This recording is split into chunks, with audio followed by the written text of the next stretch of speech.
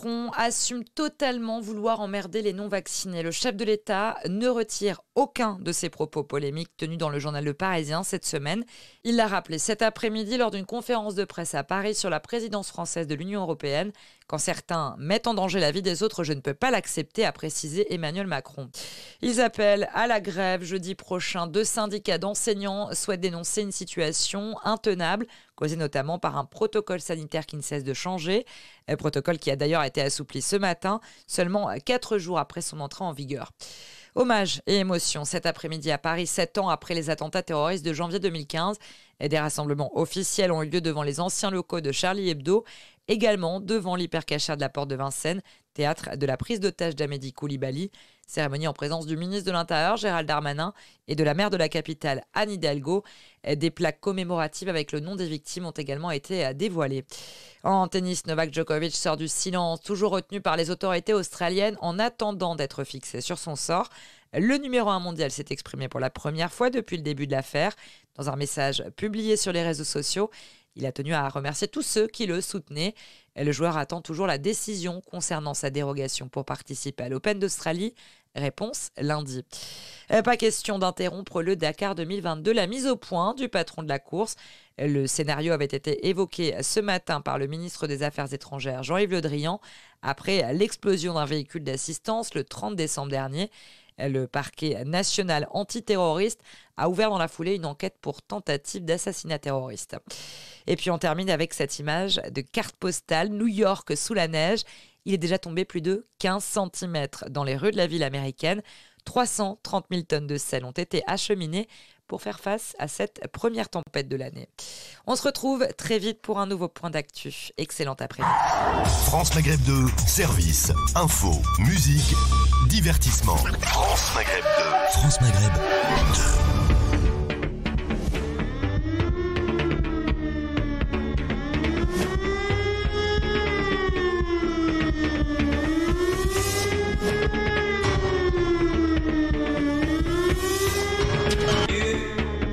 Christophe sur France Maghreb 2.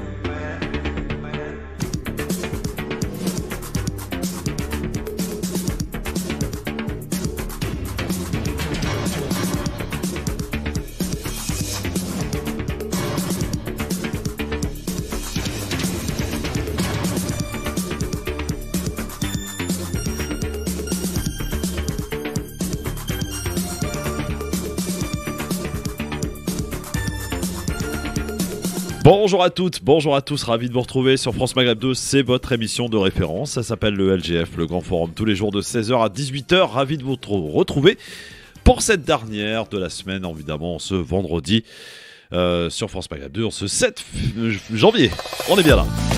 Et on partira au Kazakhstan pour voir un petit peu ce qui s'y passe avec ces manifestations à la base contre la hausse des prix du gaz qui vire à l'émeute. On verra évidemment tout ce jeu aussi d'ingérence, qui a à gagner, qui a à perdre. Nous en reparlerons et en détail avec la présence de notre spécialiste qui sera avec nous dans un instant. La campagne présidentielle est bel et bien lancée. Est-ce une campagne à base de petites phrases après les propos d'Emmanuel Macron, ceux de Zemmour? Voici ceux de Valérie Pécresse qui souhaite ressortir le Karcher de la cave. Eh bien, on en reparlera aussi. Et puis, vous le savez, on reprend les bonnes habitudes. Alors on a essayé de le faire cette semaine, pas tous les jours, ce fut parfois pas possible, de continuer d'élaborer, de faire notre programme parce que le LGF a décidé de s'engager, de ne plus rester spectateur de cette échéance présidentielle qui approche à grands pas. Ainsi, vous allez pouvoir nous faire, comme chaque jour, vos propositions. Et ce sont nos débatteurs du jour, donc le Haut Conseil du LGF, qui détermineront une des propositions qui leur semble valable. Et cette dernière sera soumise à un sondage sur Twitter pour la valider totalement. La démocratie a véritablement sa place sur France Maghreb 2 et dans le LGF. Le Grand Forum, Christophe Rowe sur France Maghreb 2. Le Grand Forum. Ça fait plaisir de le retrouver avec nous sur France Maghreb 2. On n'avait pas vu depuis l'année dernière. Monsieur Emmanuel Dupuis, président de l'IPS, bonjour. Bonjour Christophe, bonjour aux auditeurs et auditrices et surtout bonne année. Bonne année, tous. Bonne santé. Ouais, voilà, surtout. Bonne santé, bienveillance, écoute attentive de vos programmes et puis surtout intelligence collective. Voilà, des choses qui nous ont manqué en 2021. J'espère qu'elles seront un petit peu plus présentes en 2022. Et en tout cas, je suis ravi d'être de nouveau parmi vous. Eh ben, ça fait plaisir de te voir, mon Emmanuel, en tout cas, sur France Maghreb 2. Aujourd'hui, accompagné, comme tous les vendredis, de Tarek Mamie, parce que le vendredi, c'est Mamie. Bonjour Tarek. Bonjour cher Christophe, bonjour Emmanuel, bonjour à toutes et bonjour à tous. Je ne sais pas si c'est le premier vendredi de l'année. Oui, absolument. Bon, comme on avait souhaité, alors le vendredi dernier, on avait souhaité la bonne année pour l'année prochaine. Donc, deuxième semaine alors. Voilà. Non, donc là, on va souhaiter le bon démarrage de la nouvelle année. Effectivement, beaucoup de bonne santé. Parce que pour moi, surtout dans la tranche d'âge qui commence à dépasser les 50 ans, la santé, c'est quand même le capital qui permet de tout faire. Pour les plus jeunes, beaucoup de joie, beaucoup de gaieté, beaucoup de sorties. C'est difficile, mais c'est comme ça. Ouais. Et en tout cas, beaucoup d'entente en famille. Et peut-être beaucoup... alors le mot espoir est galvaudé et dépassé, mais peut-être beaucoup d'espoir pour la France, pour cette année, qui rentre dans une turbulence terrible. C'est peu de le dire, et il n'y a pas que la France, j'ai envie de le dire, on le verra d'ailleurs avec ce qui se passe au Kazakhstan dans quelques minutes. Avec également Farid Tabsamani, qui vous le savez a l'habitude d'être en retard, maintenant c'est plus un secret pour personne. Non, il n'est pas en retard, il arrive quand il peut, c'est pas la même chose. C'est pas la même chose. C'est un euphémisme comme on dit. Et notre Pierre-Henri National qui est un peu souffrant, alors il devait nous donner des nouvelles pour savoir s'il venait ou pas. Bon. Je suis sûr qu'il appellera au moins par téléphone. Je sais pas si la phrase de Valérie Pécresse l'a peut-être fait bondir, voilà. Je sais pas. Dans son lit. Ouais, peut-être. Alors on y va, c'est parti pour le quiz. Toujours nous appeler, hein. Ah oui. Bah on le salue, mon Pierre. Mon Pierre, c'est le doyen. Hein. Vous savez que c'est le doyen de l'équipe. Hein. C'est pas Tariq le doyen? Ah non, c'est Pierre-Henri. Hey, commencez pas à me faire vieillir. Non, je pensais, non, mais sans absolument aucune. C'est très. Alors j'ai envie de dire. Aucune vilainie de ma part, je pensais que Pierre. C'est un petit peu à l'image de ce qui risque d'arriver au premier tour. C'est au coude à coude, mais c'est Pierre-Henri. Allez, c'est parti pour le zapping, les amis. Le quiz. Il faut bien qu'il soit premier quelque part. Hein. Ah oui. Il aurait pu s'en repasser de celle-là. Allez, première question. Ah, celle-là, si vous me la trouvez, franchement, je dis chapeau.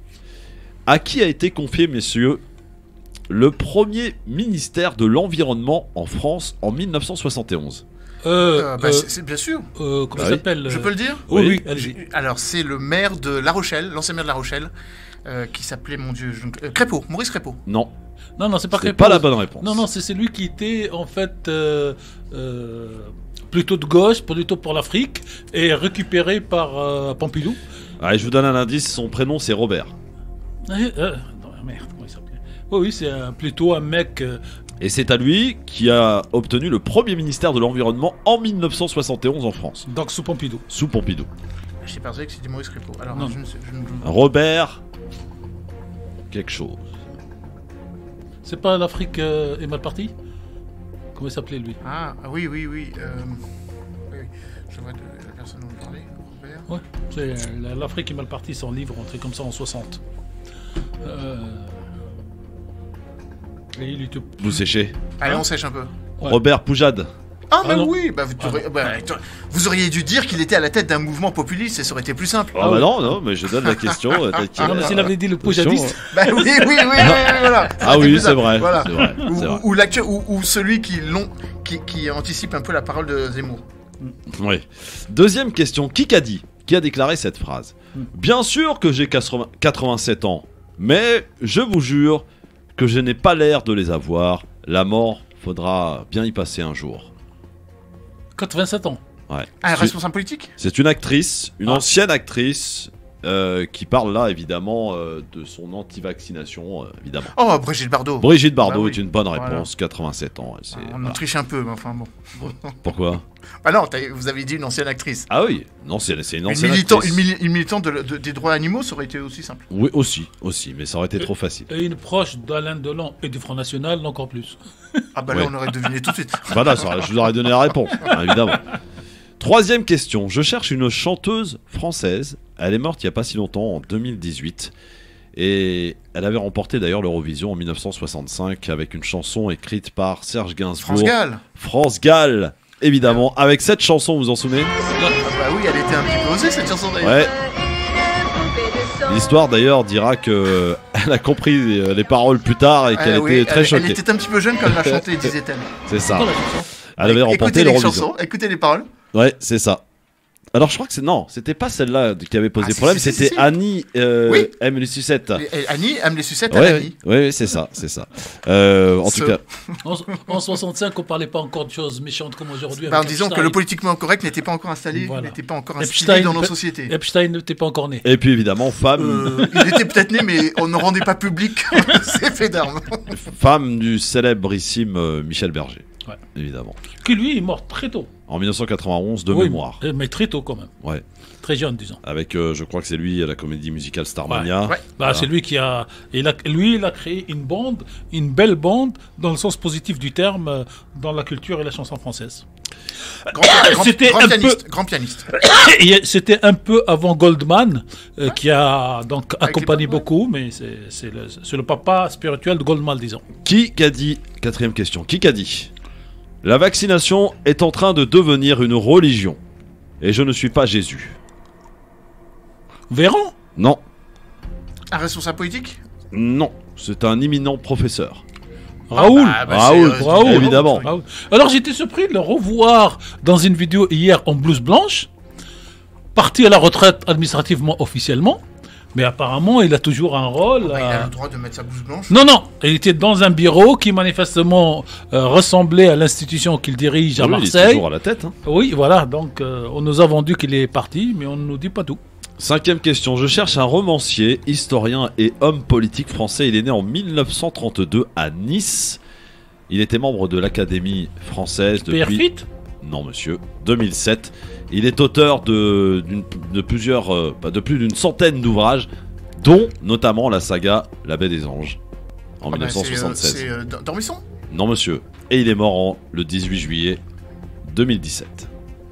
Un académicien Académicien. Oui, mort en 2017. oui. Romancier, historien et homme politique français né en 1932 à oui. Nice. Ouais, alors- Un responsable politique également. Ouais, enfin, j'ai dit homme politique, j'ai pas dit responsable. hein. Ah, ouais, d'accord. Académicien, Il a été- écrivain, oui. Oui, académicien qui a été homme politique, aussi. Depuis 2007, il était donc à l'Académie française et Ouais. donc auteur de plus d'une centaine d'ouvrages, hein, quand même, dont ce Ah, célébrissime. Decaux, Ah, Alain ah. Decaux. Non, monsieur. Non, l'autre, celui de Oh, gauche. Max Gallo. Max Gallo. Max c'est Gallo, une voilà, bonne celui de réponse. gauche, ouais. Alors Voilà. Max Gallo a bien été un homme politique parce qu'il a voilà. été ministre. Ouais, tout Ouais. à fait, voilà. Et Et député. Ouais, La Baie des Anges, député. notamment la Ah saga, oui, d'accord. sortie en 1976. Ouais. Voilà. Il a un anniversaire de Gaulle, je crois, qui est très bien. Et c'est avec ça que Pour la petite histoire, j'avais fait campagne avec lui en 2002 quand Non. il était le porte-parole de Jean-Pierre Chevènement, Voilà, il a 2 livres qui ont tenu la France. grand historien de la Révolution française.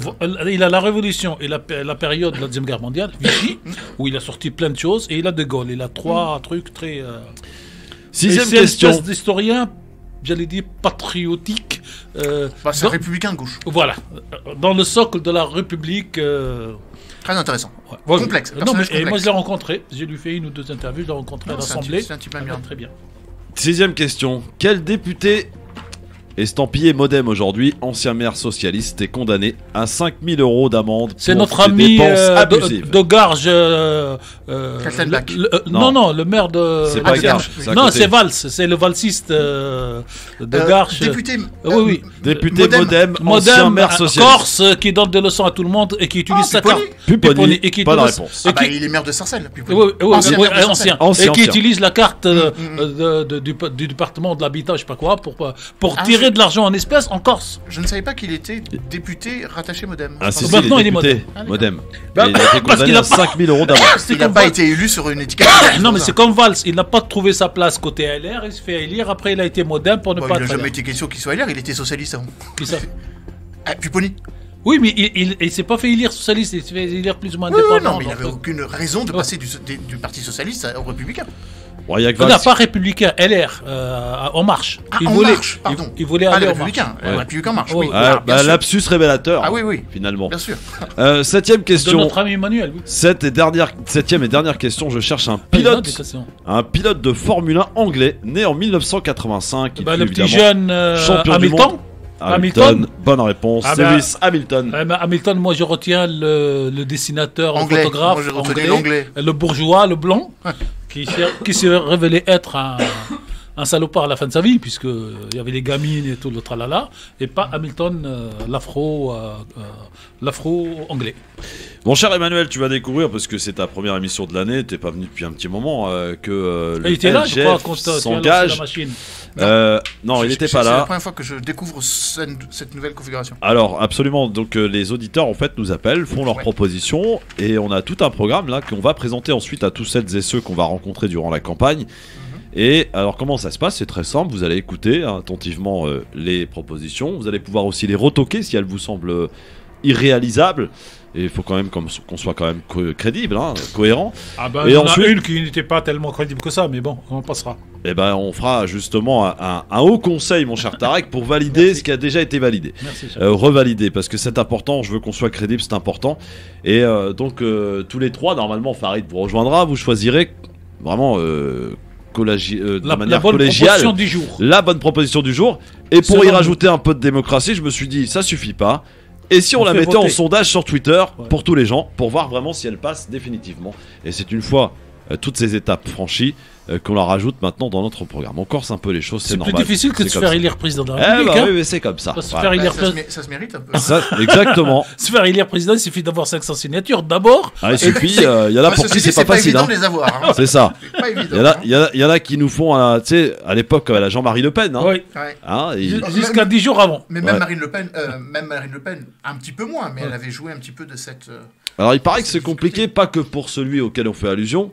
C'est compliqué aussi pour Jean-Luc Mélenchon, qui ne les aurait pas pour l'instant. C'est compliqué aussi pour Marine Le Pen, qui ne les aurait pas non plus pour l'instant. Eh ben, ça sera plus simple si on a qu'un seul qui a 500, quand il y a 500 signatures, il se présente à l'élection au premier tour, au deuxième tour. Ouais. mais Ceci dit, on peut quand même penser que la proposition qui les rassemble tous, c'est-à-dire le caractère anonyme des signatures, n'est pas antidémocratique. Oui, tout à fait. Non, mais anonyme pour le public, pas anonyme pour le Conseil constitutionnel. Ah ben, bien sûr, ils Voilà. ont besoin de vérifier. Donc, la Sauf que maintenant, non-publication. je crois que c'est Hollande qui avait fait C'est voter c'est ça. surtout le fait que Oui. vis-à-vis des Oh, administrés du, oui. du territoire, Surtout ça dans- peut poser un problème. Tout à fait, surtout dans les petits villages et dans les petits trucs. Lui, il est RN, et lui, il est gaucho, c'est vrai. Ouais. Allez, dans un instant, le zapping, et on en parlera tout à l'heure, mais les petites phrases sont bel et bien lancées. Est-ce qu'elles vont animer la campagne électorale? On écoutera évidemment la dernière trouvaille de Valérie Pécresse, qui a trouvé une petite phrase pour relancer la machine. À tout de suite. France Maghreb 2. France Maghreb. Vous écoutez France Maghreb 2 chez vous, au bureau et dans votre voiture. Vous avez un déplacement ou des vacances en vue? Emportez avec vous votre radio partout, en France et dans le monde. Il vous suffit d'installer l'appli gratuite France Maghreb 2 sur votre smartphone, tablette et ordinateur et continuez à écouter vos musiques et programmes préférés en Wi-Fi gratuitement et en illimité comme sur la FM. Votre radio France Maghreb 2 est avec vous quand vous voulez et partout où vous allez. Chez Netto, on gagne tous à payer moins cher. Pas vrai, Fiona? Vrai de vrai. Et jusqu'au 9 janvier, pour tout achat au rayon yaourt et dessert Netto, on vous offre un bon d'achat de 30% du montant dépensé. Pour faire le plein de calcium, c'est l'idéal. 30% en bon d'achat, parfait pour mes petits acrobates. Netto, on gagne tous à payer moins cher. Conditions sur netto.fr. Pour votre santé, évitez de grignoter. Pour la nouvelle année, émerveillez-vous avec Un garçon nommé Noël sur Canal+. Explorez de nouvelles destinations avec la série originale Star Wars, le livre de Boba Fett, dès maintenant en streaming sur Disney+, ou flânez dans les rues avec Emily in Paris, saison 2 sur Netflix. Jusqu'au 26 janvier, profitez de la série limitée Canal+ Ciné-Série pendant 24 mois hors option TV+, à 25,99€ par mois les 12 premiers mois. Voir conditions sur boutique.canalplus.com. Lucas, le chapeau de cow-boy, c'est ok à l'appart, mais dehors, je veux pas le voir sur ta tête. Non mais les sentiers et le chapeau, ça va ensemble. Hein. D'accord, bah du coup, tu mets ni l'un ni l'autre. Et on arrête les coups de pied dans la porte pour l'ouvrir. On n'est pas dans un saloon ici. Ouais, bah c'est bien dommage. Et puis arrête d'attraper le poulet rôti avec ton lasso. Ne prenez que le meilleur de l'Amérique. En janvier, c'est le mois de l'Amérique. Les week-ends du 8 au 23 à partir de midi, le PMU offre un bon à parier surprise pour tout quintet plus joué. PMU, que les meilleurs gagnent. Conditions information, point de vente PMU joué comporte des risques. Appelez le 09 74 75 13 13. Appel non surtaxé. Lidl, meilleure chaîne de magasins de l'année dans la catégorie fruits et légumes. Allô patron, j'ai des nouvelles. Des bonnes j'espère. Eh ben non, en ce moment, les pommes de terre de consommation à chair ferme Origine France, en filet de 3 kg dont 500 grammes offerts sont à 2,49€. 2,49€ le filet de 3 kg de pommes de terre? Ça revient à 83 centimes le kilo. Lidl, le vrai prix des bonnes choses. Prix normal pour 2,5 kg, 2,49€, soit 1€ le kilo. Catégorie 1, calibre 35-55, traitement anti-germinatif après récolte, variété Jazzy, Charlène et ou Celtiane, Origine France. Plus d'informations sur Lidl.fr. Le cidre de France, tout naturellement. Thierry Marx, c'est quoi pour vous un instant cidre? C'est un cidre frais à la robe dorée et pétillant qui va sublimer la gourmandise de votre galette. Ça se savoure. Le cidre de France, tout naturellement. Pour votre santé, attention à l'abus d'alcool. À tous ceux qui, à ça va, répondent comme un lundi, alors qu'on est jeudi. À ceux qui se sentent coussi coussa, mais franchement plus coussi que coussa. Et à ceux pour qui les vacances sont loin, très loin. Contre les coups de mou, Intermarché propose le lot de 6 kiwis verts Origine France à 1,98€. Et c'est seulement jusqu'à dimanche. Intermarché, tous unis contre la vie chère. Soit 33 centimes la pièce au lot, variété Eward, calibre 85-95 grammes, catégorie 1. Modalité sur intermarché.com.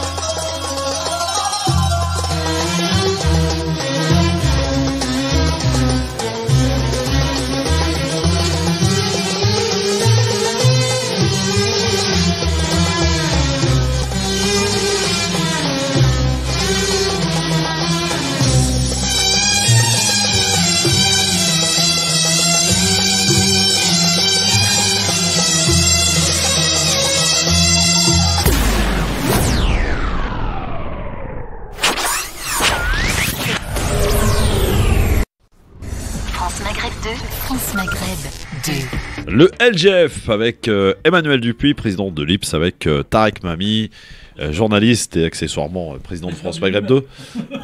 Je dis bien accessoirement. Ah. Maître de sa conscience, c'est beaucoup, hein. Ah bah oui, Invectus. Exact.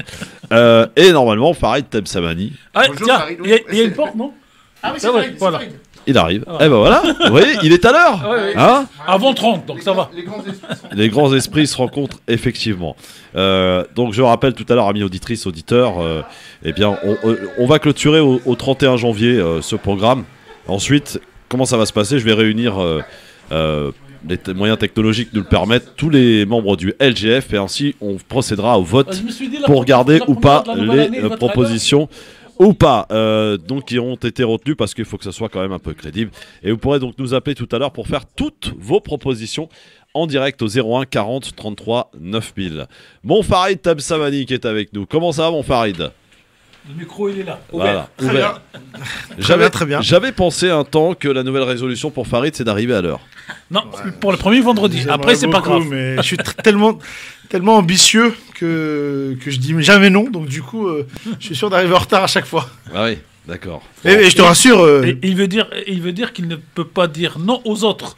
Exactement. Donc ça se prolonge. Bah, il dit à LGF puisqu'il est là. Non, parce que, ouais, exactement. Non, il est fidèle, notre ami Farid. Voilà.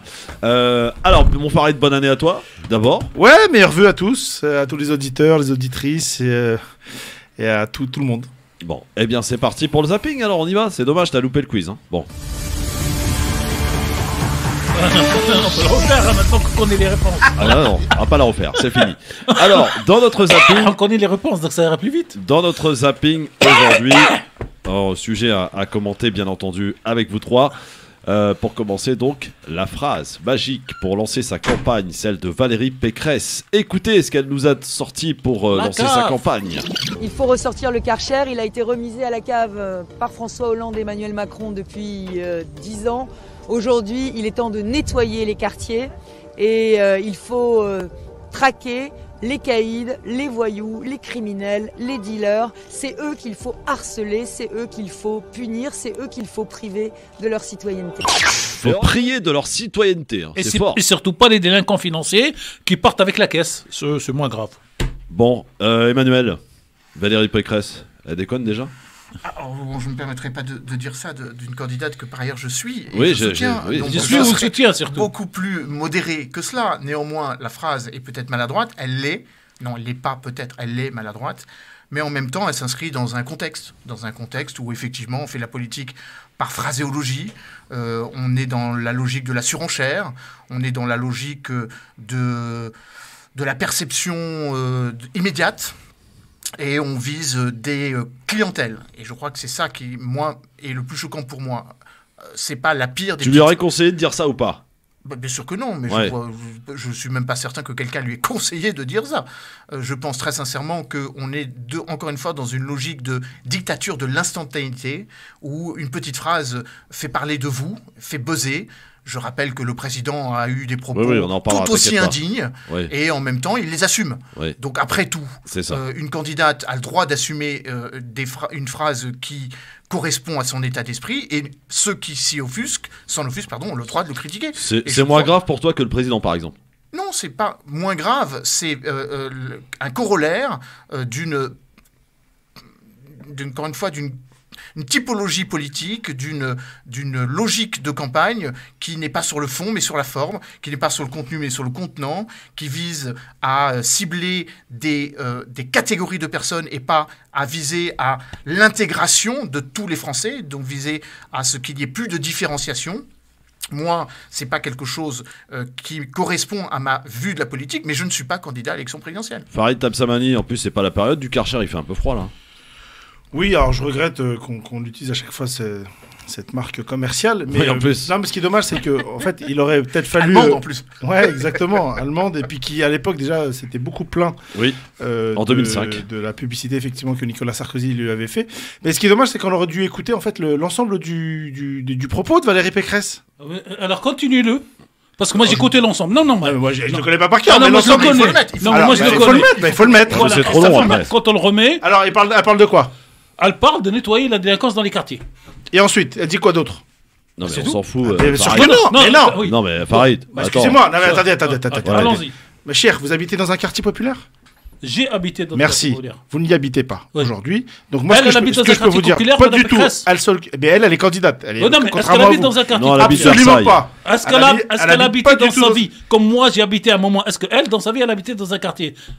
C'est pas la question. Non, mais je reçois la question. Je sais pas. Je sais pas. Elle a le droit de s'exprimer par rapport à quelque chose qu'elle ressent. Donc Christophe me pose une question. Moi, je vais vous donner mon sentiment. C'est une phrase, effectivement, de communicant pour faire le buzz. Ce qui est malheureux, c'est que finalement, elle rend service au président de la République qui était empêtré dans un autre buzz. Maintenant, sur le fond de ce qu'elle dit, moi qui toute ma vie jusqu'à présent défendu les quartiers populaires, parce que soit j'y travaille, soit j'y suis né, soit j'y ai grandi, je trouve ça malheureux de stigmatiser les quartiers populaires. Mais sur le fond, je suis désolé, il faut nettoyer les quartiers populaires de toute délinquance possible.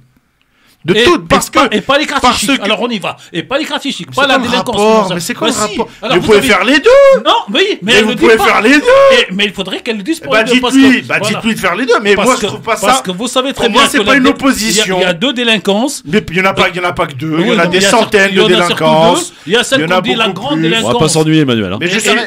Et la petite délinquance. Excusez-moi, les gens qui vivent dans les quartiers populaires en ont marre des gens, du trafic de drogue, en ont marre de la délinquance, etc. Après, vous pouvez faire semblant comme si ça n'existait pas. Elle existe. Et pourtant, je ne la... Il ne s'agit pas de la nier, Farid. Exactement. Non, il ne s'agit pas de la nier. Mais est-ce que c'est la bonne méthode que d'utiliser Non. Voilà. Non. Mais c'est pour ça que je te dis qu'il faut aller sur le fond. Ouais. Mais après, encore une fois... On rappelle quand même qu'elle a été ministre sous Sarkozy, qu'elle est présidente de la région Île-de-France et qu'elle n'a jamais sorti, comme elle dit, le fameux Karcher. Mais bon... Voilà. Oui, je sais pas. Juste une phrase pour étayer le propos de Farid et répondre à Tariq. C'est pas parce qu'il y a plusieurs formes de délinquance que l'une annihile l'autre. Non, je suis d'accord. Et on peut. À une condition, c'est que dans la phrase, dans le fond, dans la logique. Bien sûr que non. Mais pas du tout. Pas du tout, puisqu'elle s'adressait à un type. Ben oui. Ça va être dur, Tarek, pour vous aujourd'hui. Vous avez dû. Par contre, pour moi, c'est pas dur. Moi, je me tiens. Mais on n'est pas là pour défendre. C'est pas le problème. On n'est pas dans notre. C'est pas ça. Voilà, on n'est pas dans notre rôle pour défendre Pécresse. On parlait pas en même temps. Moi, je me tiens à ce qu'on appelait tous ensemble à certains moments la vision républicaine de la société. Les délinquants sont les délinquants. Il y a les grands, il y a les petits. Les petits, on les voit, les grands, on les voit pas. Et j'allais dire, et si on réglait ne serait-ce que 50% de l'argent détourné par les grands délinquants à l'étranger, peut-être qu'on ferait de meilleurs quartiers. Mais c'est pas une question d'argent. C'est pas une question d'argent. Les gens qui vivent dans les quartiers populaires, quand vous ne pouvez pas accéder à votre appartement parce qu'on vous dit il faut attendre un quart d'heure, 30 minutes, alors que vous payez un loyer. Ouais. Là, il n'y a pas une question d'argent ou quoi que ce soit. On vous pourrit la vie. Ouais. Après, on peut faire semblant. Non, on va faire de la sociologie classique, si de base. Ces gens qui habitent dans les quartiers dits populaires, bien sûr qu'ils ont choisi d'habiter dans ces quartiers-là et pas dans d'autres. Pas toujours. Aujourd'hui, pas toujours. Non, mais je pose la question. C'est pas ça. Pas toujours. Plus du tout. Vous savez à cause de qui? Vous savez, à cause d'une loi, une loi que je connais plutôt bien. Ah, ça, Mitterrand, non? Non, pas du tout. Non, c'est sous la droite. C'est sous Sarko et c'est Non, c'est bien après. C'est notamment Christine Boutin, le ministre du Logement, qui, d'une bonne intention, a surcoté les loyers pour ceux qui avaient les moyens, notamment de payer des loyers plus importants, pour pouvoir, entre guillemets, proposer les appartements aux plus démunis, ce qui paraît le plus logique du monde. Sauf que la conséquence, c'est quoi? La conséquence, c'est qu'en fait, tous les gens qui arrivaient, ce qu'on appelait, qui accédaient à la classe moyenne, qui vivaient très bien dans ces quartiers-là, qui ne demandaient pas forcément à partir, sauf qu'à un moment donné, quand on vous taxe, on vous surtaxe. Encore une fois, ça part d'une bonne intention. Donc du coup, j'ai pas moi d'avis là-dessus, mais je vous donne quand même une des conséquences, fait qu'en fait, tous ces gens-là sont partis, tout simplement. Alors, pour étayer un petit peu le propos de Valérie Pécresse, il y a évidemment les politiques qui ont été invités à réagir. Et voici un espèce de petit malaise TV, c'était sur BFM TV lorsqu'un député de la France Insoumise, Hugo Bernalicis, a fait une imitation pour répondre à Valérie Pécresse. Écoutez. J'ai envie de dire à Valérie qu'il faudrait qu'elle se renouvelle un petit peu, récupérer comme ça des anciennes phrases sans faire de propositions. C'est un peu petit. Voilà ce que je voulais vous dire, c'est tout ça. Voilà, c'est l'imitation de Nicolas Sarkozy faite par Hugo Bernalicis. Non, c'est Sarko qui parle de comment il l'appelle déjà, la pembèche, en parlant de Valérie. Non, par contre, si on veut faire uniquement de la, non pas du fond, mais uniquement de la forme, bien sûr c'est très maladroit. Pour pas dire autre chose, non, elle est dans sa ligne politique. Mais finalement, ça fonctionne. Ouais. C'est ça le problème. C'est ça, en fait. On verra bien si ça fonctionne. On va attendre un peu. Mais Christophe, on en parle ce soir. Bah oui, donc ça fonctionne. Ouais. Ah bah, j'emmerde les citoyens. Mais c'est ça qui, exactement. C'est ça qui est malheureux. Ça, je sais pas si ça va fonctionner. C'est ça qui est malheureux. Alors, on a quand même pensé à demander à Éric Ciotti s'il n'était pas à l'origine et peut-être aurait-il conseillé Valérie Pécresse. Voici sa réponse. Monsieur Ciotti, dites-moi, le coup du Karcher, c'est votre idée ? Non, c'est l'idée de Valérie Pécresse, c'est une bonne idée. Mais c'est pas mon idée, je revendique pas toutes les idées. Oh, c'est pas votre idée, mais c'est votre victoire, j'imagine. Voilà, non, c'est pas son idée. Voilà, c'est pas Éric Ciotti qui a soufflé. Maintenant, ils sont tous humbles, ils donnent les notes, mais c'est elle la patronne, donc c'est elle qui doit dire et assumer, c'est normal. C'est une campagne présidentielle, c'est une agglomération d'équipes qui parfois ne pensent pas de la même chose, qui parfois ont des logiques politiques, des origines, des ADN politiques qui sont radicalement différents. Et c'est comme ça qu'on fait consensus. Montaubourg et Valls, avec Hollande. Oui, ou Hamon et les libéraux de gauche au sein du Parti Socialiste. Dans un instant, on va continuer notre zapping avec justement cette polémique de la semaine quand même. C'est cette phrase d'Emmanuel Macron qu'il a prononcée devant des lecteurs du Parisien. Il est revenu sur ses propos et il assume totalement ses propos. On écoutera un extrait de sa réponse et puis j'ai quand même tenté de rechercher un petit peu. C'est pas sa première sortie, Emmanuel Macron, depuis qu'il est arrivé. On se rappellera de la fameuse. La 5e au moins. Ouais, bon, j'en ai sélectionné 3, voilà, pour être sympa, quand même. J'en ai 5 en tête et en mémoire. Restez avec nous, on continue d'en parler et on filera au Kazakhstan, mon Farid. Eh ouais, ça se passe là-bas en ce moment. Attention, c'est chaud. Est-ce qu'il y a une révolution ? En tout cas, il y a des manifestations contre la hausse des prix du gaz qui vire à l'émeute. Est-ce que Valérie Poutine est-il le grand gagnant de cette histoire ? J'ai regardé une interview de Monsieur Dupuis sur RT France. À tout de suite. Bouygues Télécom. Noé de nos gens rêve d'un nouveau smartphone en cette nouvelle année. Mais son porte-monnaie tire un tantinet la tête après les fêtes. Eh bien Noé, bonne nouvelle. Noël continue chez Bouygues Télécom. En ce moment, profitez de 100 € de remise immédiate sur le tout nouveau Samsung Galaxy S21 FE 5G grâce au forfait sensation avec avantage smartphone 90 Go et plus. Et oui, 100 € de remise. Rendez-vous vite en boutique Bouygues Télécom. Offre soumise à condition pour toute nouvelle souscription, engagement 24 mois. Réseau 5G en cours de déploiement. Carrefour. En 2022, Mathilde veut plus de douceur. Alors pour vous, Mathilde, et pour tous les autres, jusqu'à dimanche, pour un assouplissant concentré Soupline acheté, le deuxième est offert chez Carrefour, Carrefour Market et leur drive. Et oui, à ce prix-là, vous n'allez pas manquer de douceur. En 2022, vos vœux les plus chers sont moins chers chez Carrefour. Carrefour. Différents parfums et litrages disponibles. Détails sur carrefour.fr. Produits dangereux, respectez les précautions d'emploi. Tout le monde est toujours connecté ? Troisième point de la réunion. Le rapport du bilan d'activité que nous allons étudier point par point ensemble. Sophie, tu commences ? Sophie ? Le fitness rend les visioconférences meilleures.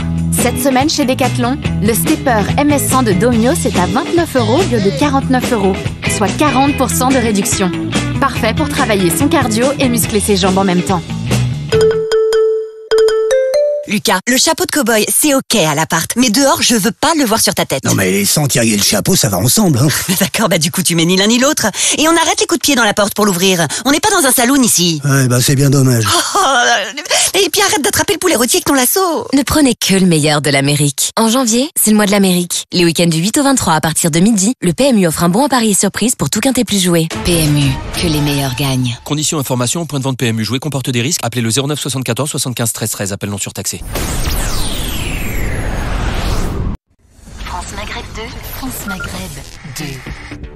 2. Le LGF, le grand forum les amis, avec cette émission référence tous les jours de 16h à 18h avec Emmanuel Dupuis, Farid Tamsamani et Tarek Mami aujourd'hui qui sont avec nous. Alors évidemment on en a beaucoup parlé, beaucoup débattu tout au long de la semaine, ça s'est même invité d'ailleurs à l'Assemblée nationale durant le passage en première lecture du fameux pass vaccinal qui a été interrompu à 2 reprises, lundi soir et mardi soir à cause des propos d'Emmanuel Macron. Finalement c'est passé dans la nuit de mercredi à jeudi évidemment. Et vous avez vu d'ailleurs la scène, il paraît qu'il y a 2 députés qui ont failli en venir aux mains. Lors de ce pass vaccinal.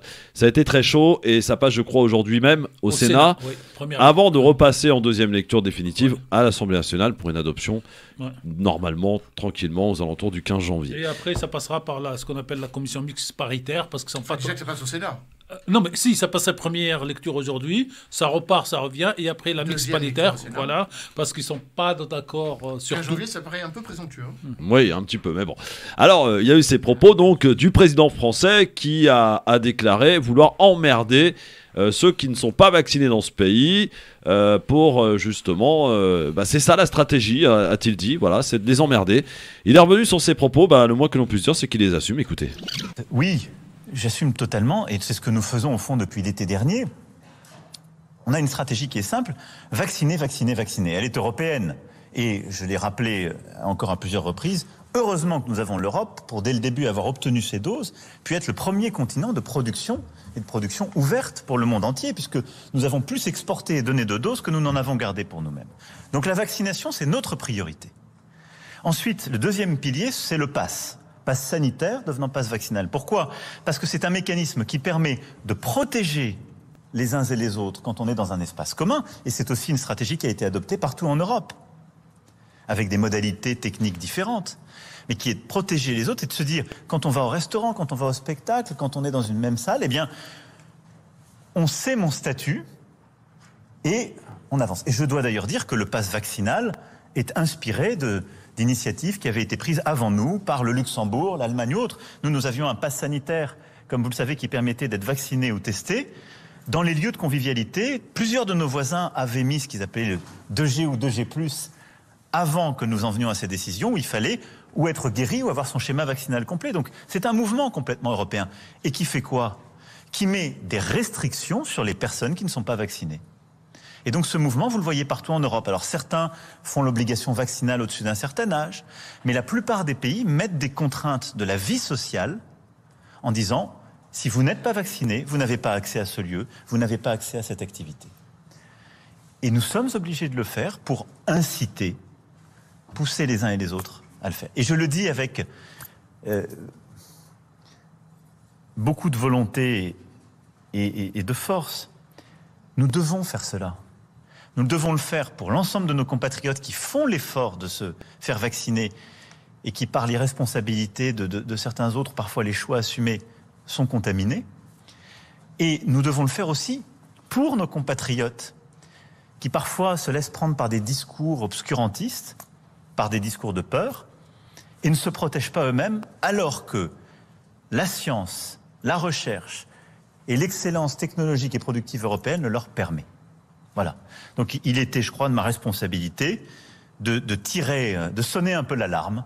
C'est ce que j'ai fait cette semaine pour que les choses puissent avancer encore plus rapidement.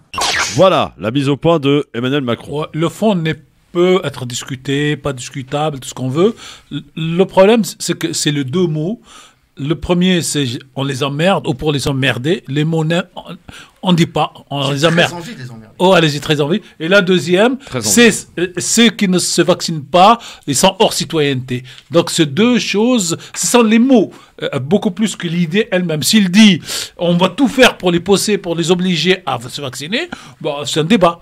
Mais dit, je vais les emmerder, c'est un gamin de 6 ans qui emmerde son copain de 6 ans parce qu'il n'a pas voulu partager le bonbon, c'est comme ça. Est-ce que, finalement, le pass sanitaire et le pass vaccinal, c'est plutôt utilisé à des fins politiques qu'à des fins sanitaires, Emmanuel Dupuis? Oui, alors, déjà, moi, à partir du moment où on m'aurait dit dès le début que nous allions aller vers un pass vaccinal, je l'aurais accepté. Sauf que tout le monde n'a pas tout à fait eu cette honnêteté en disant qu'il n'en serait jamais question. Donc maintenant, l'idée selon laquelle il en a toujours été question, mais que, in fine, les Français sont assez bêtes de ne pas l'avoir compris, ça me choque. C'est le premier élément de réponse. Deuxième élément de réponse, vous avez passé un extrait où le président, quand même, il y a une expression en français qui dit « aller à Canossa », c'est-à-dire revenir un petit peu en arrière. Il l'a dit dans des mots beaucoup plus polissés, ce qu'il a voulu dire de manière assumée, volontaire, parce que c'est de la politique buzz, à travers 2 mots. J'ai pas entendu les mêmes phrases. C'est un coup politique? Bien sûr que c'est un coup politique. C'est alors absolument moi, pas. Juste une petite dernière phrase. Après, que le président estime qu'il faille avoir une stratégie. Très bien, d'une certaine façon, ça me rassure. Le problème, c'est pas qu'il y ait une stratégie, c'est qu'il y en a eu à peu près une demi-douzaine, et qu'à un moment ou à un autre, elles s'invalident les unes après les autres. Ça, c'est plus embêtant.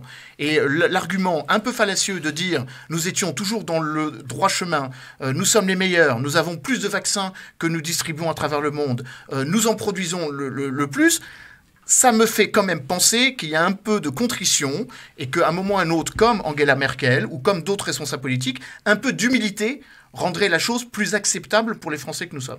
Et les citoyens que nous sommes. Moi, j'ai une lecture médiatique de la chose, si vous permettez.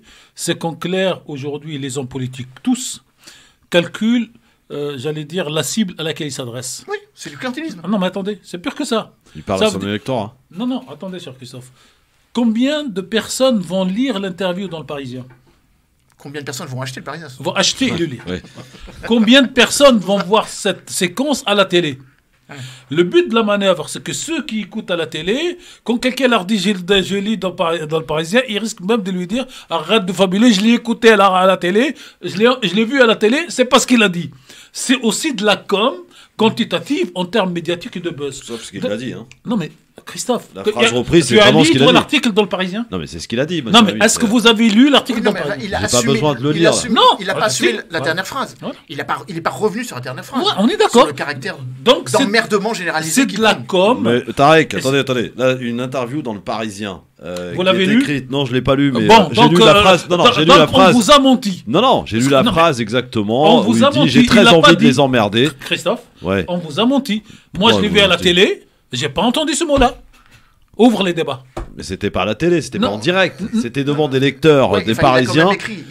Ça a été validé par l'Élysée. Mais moi, je vous dis, il n'a pas écrit parce que moi, j'ai pas lu Le Parisien et c'est mon voisin avec lequel je m'entends pas qui m'a dit ça. C'est un menteur, de toute façon, il fabule. Il faut arrêter de jouer la mauvaise passe. Mais je comprends ce que dit Tarek. Tarek dit que l'image a plus de poids que l'écrit et que les Français retiendront pas. Peu importe, il l'a bien dit ou pas. Il l'a dit cette phrase. Il l'a écrit ou pas? Bah oui. Non, il l'a pas écrit, il l'a prononcé devant des lecteurs. à qui répondaient des lecteurs Oui, mais du ça a été Parisien, validé- ça a été validé qui a par le été service de validé communication. par l'Élysée. Vous savez comment ça se passe, Tarek Lamy, je vous apprends rien. Christophe, je vous dis Une pas qu'il n'a interview pas lu. écrite, Alors, ça est vous validé. voulez pas C'est pas comme les propos sur l'Algérie où il les a tenus en off. Vous ne voulez pas entendre les raisonnements.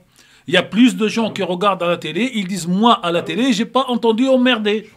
C'est tout. Les gens à la télé disent il l'a pas dit. Farid. Alors, Oui.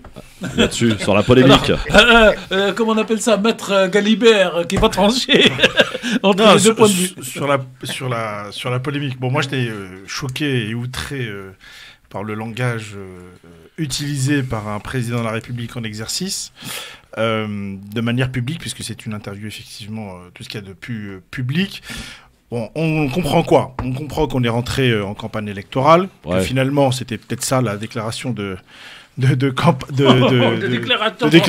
de candidature. La réalité, c'est celle-ci.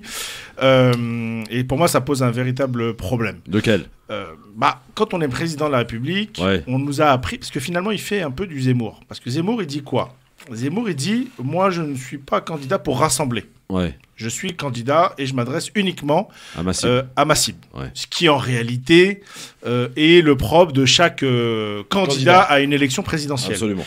Or, quand on est président de la République sortant, moi, je suis un peu gêné parce qu'il est président de la République de l'ensemble des Français. Et de mémoire, alors je peux me tromper, mais même Sarkozy, qui a quand même en a fait des sorties médiatiques, n'a pas été, il a toujours, en tout cas publiquement, fait en sorte de s'adresser, quand il s'adressait aux Français, de s'adresser à l'ensemble des Français. Ça lui a pas réussi à la fin, mais en tout cas, il a toujours fait semblant de s'adresser à tout le monde. Là, on a un président de la République. Même Mitterrand, qui était très dur et cassant. Avec Mitterrand, les journalistes notamment, faisait toujours semblant de s'adresser à tout le monde. Ouais. Voilà. Non, mais je veux dire, voilà. Le meilleur d'entre eux, c'était Chirac, très hypocrite, mais en tout cas qui le faisait très très bien. Et là, on a un président de la République qui clairement assume le fait de s'adresser à à une majorité de Français, certes, mais en tout cas pas à l'ensemble des Français. Moi, je suis un peu gêné. C'est comme. Je peux être journaliste et poser une question à tout le monde? Oui, parce bien sûr, ne vous parce privez que pas. dans son esprit et dans la réalité, cette phrase va consolider le socle électoral du candidat Macron, ou est-ce qu'elle va se retourner contre lui? Parce que dans C'est mon qui tout politique, double, hein, je pense. Alors, s'il l'a assumé maintenant, c'est qu'elle est favorable pour lui. Je peux répondre à ça. 60% Oui. des Français sont outrés et choqués. 63%. Combien t'as dit 63%. Oui. de la phrase sur la citoyenneté, Ah, pas moi, sur la phrase non, sur sur l'emmerdement. Non, sur l'emmerdement. Non. Si, si. Ah, mais sur la phrase, non, sur l'interview, mais ils étaient interrogés sur le ton qu'utilisait le président. C'était pas effectivement que Alors, sur la phrase. 58% Et, sont juste choqués du fond. Si je peux me permettre, oui, Christophe, oui. juste, et Tarek me tend une perche. Bon, le caractère un petit peu grivois, un petit peu cavalier d'un président, moi je suis tout à fait d'accord avec Farid, d'autant qu'il n'est même pas candidat, il est toujours président. Son statut, c'est qu'il est toujours président, il n'est même pas candidat putatif. Il a juste dit qu'il avait très envie. Ça ne veut pas dire qu'il s'est déclaré. Moi, ce qui m'a beaucoup choqué, c'est le fait qu'un président de la République décide, dans son fort intérieur, de facto et non pas de juré, qui peut être citoyen et pas être citoyen. C'est pas comme ça que ça fonctionne en démocratie. Ça, c'est choquant. Ça fait depuis pourquoi il a confirmé s'il avait l'impression qu'il a merdé donc Canossa à moitié, Canossa à 100%? Non, parce que à moitié. Moi, je pense que c'est plus nuancé parce que quand on connaît un peu le fonctionnement à cette échelle-là, il se passe quoi? C'est qu'on lance une première vague, on voit une perche, on voit comment ça réagit. Est-ce que l'électorat finalement est positif, pas positif? Et s'il nous est favorable, on l'assume. Et j'ai l'impression qu'il l'assume dans d'autres mots, mais en tout cas, il l'assume à sa manière. Ah ben il l'a dit, je l'assume. Donc du coup, le fait d'assumer, ça veut dire que pour l'instant, l'électorat ne lui en veut pas. Néanmoins, je pense qu'il ne faut pas trop jouer avec ce genre de choses, parce que ça a coûté parfois des élections à d'autres. Plusieurs mois après. Exactement. Voilà, il y a des manifestations d'ailleurs de prévues demain. Oui, Alors, mais c'est ce qu'il cherche peut-être. Hein. Oui, peut-être. C'est-à-dire, encore c'est une pas fois, sa première sortie, messieurs. Il cherche de cliver. C'est pas sa première sortie. Je vous propose rapidement d'écouter quelques-unes de ses sorties depuis 2017. Il y en a eu quand même. Hein. Une gare, c'est un lieu où on croise les gens qui réussissent et les gens qui ne sont rien. Parce que c'est un lieu où on passe. La politique sociale, regardez, on met un pognon de dingue dans des minima sociaux, les gens ils sont quand même pauvres.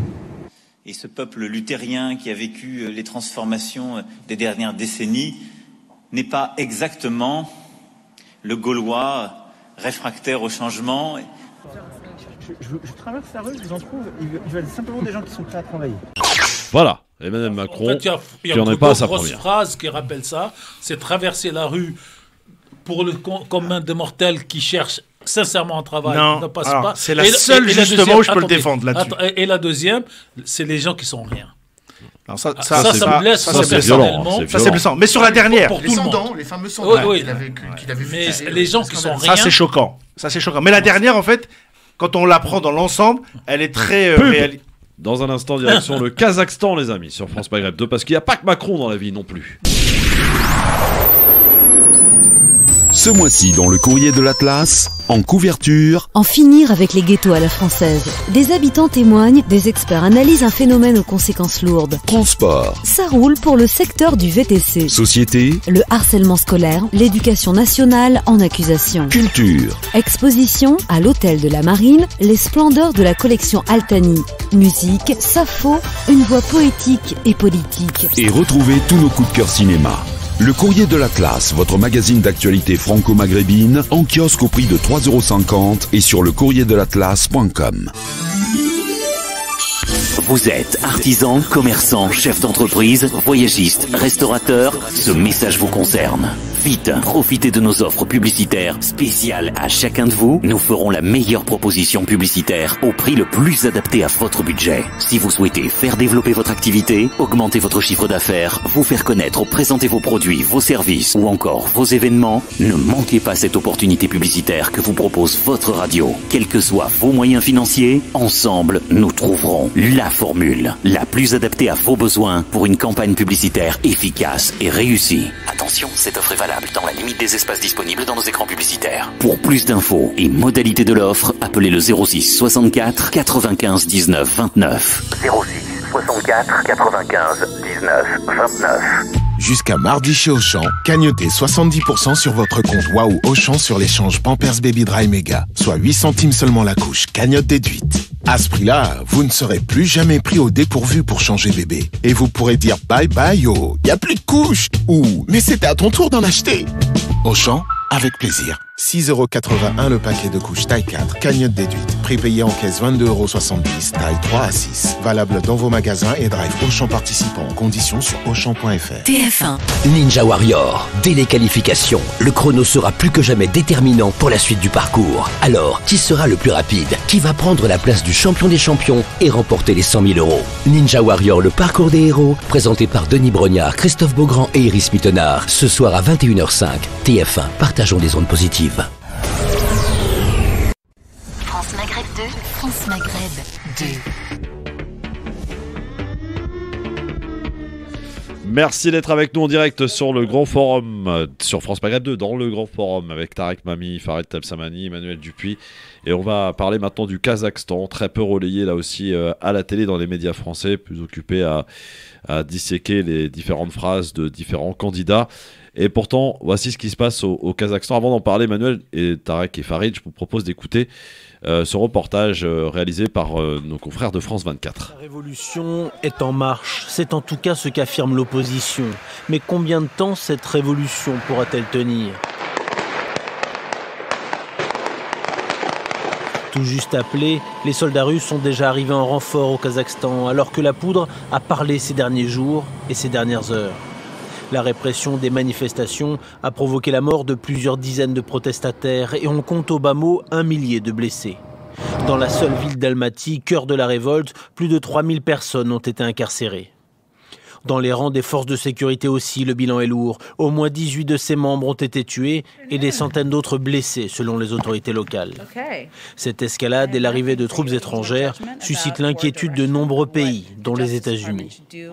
Ce que le monde va surveiller, c'est toute violation des droits de l'homme et du respect des institutions. Nous appelons les forces de maintien de la paix du traité de sécurité collective et les forces de l'ordre à respecter les droits de l'homme afin de parvenir à une résolution pacifique.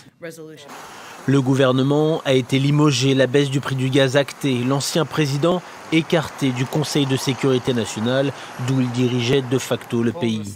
Plusieurs de ses proches, dont le chef des services de renseignement, ont également été remerciés. Mais rien ne semble calmer la colère des manifestants après 30 ans de régime autoritaire. Une colère de plus en plus violemment réprimée donc.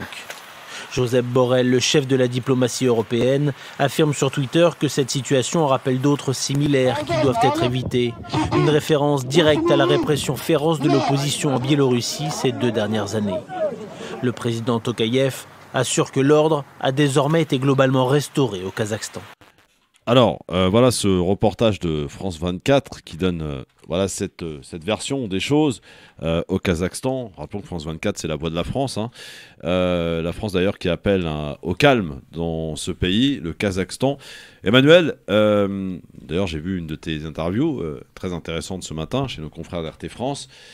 Là, encore une fois, toujours et encore, il y a de l'ingérence en jeu, là, pour le coup. Oui, alors c'est l'argument qu'a utilisé le président Tokayev pour faire appel aux troupes étrangères, puisque le reportage de France 24 évoque le fait qu'a été mis en application pour la première fois, c'est important d'avoir cela à l'esprit, l'article 4 de l'Organisation du traité des sécurités collectives qui rassemble la Biélorussie, l'Arménie, le Kirghizistan, le Tadjikistan, la Russie et le Kazakhstan. Article 4 qui ressemble à l'article 5 de l'OTAN quand un des membres de l'organisation se sent agressé, il fait appel à l'autre pour l'aider face à du séparatisme, du terrorisme ou une menace imminente. Donc c'est dans cette configuration qu'il y a effectivement 2600 Russes, 500 Bélarusses, 200 Tadjiks et 70 militaires arméniens qui sont désormais sur le territoire du Kazakhstan. Alors, c'est une crise évidemment complexe. On va essayer quand même de la simplifier en 5 points très simples, en fait.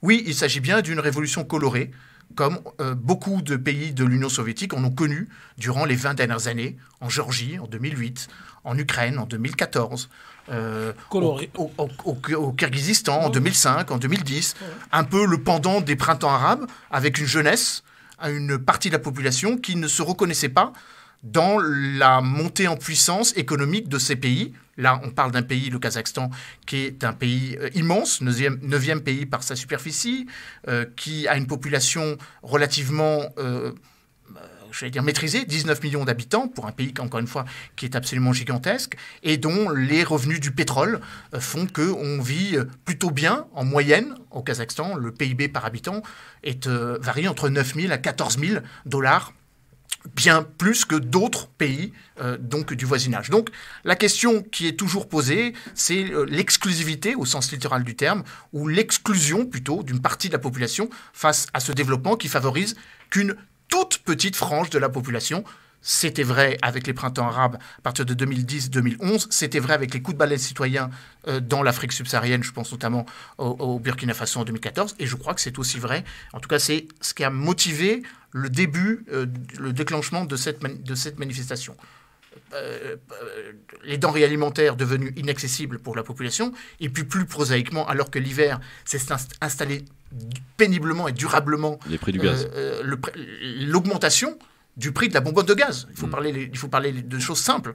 Le prix du gaz naturel liquéfié, c'est tout simplement une augmentation devenue inacceptable pour des ménages, donc des bonbonnes de gaz. C'est le premier élément.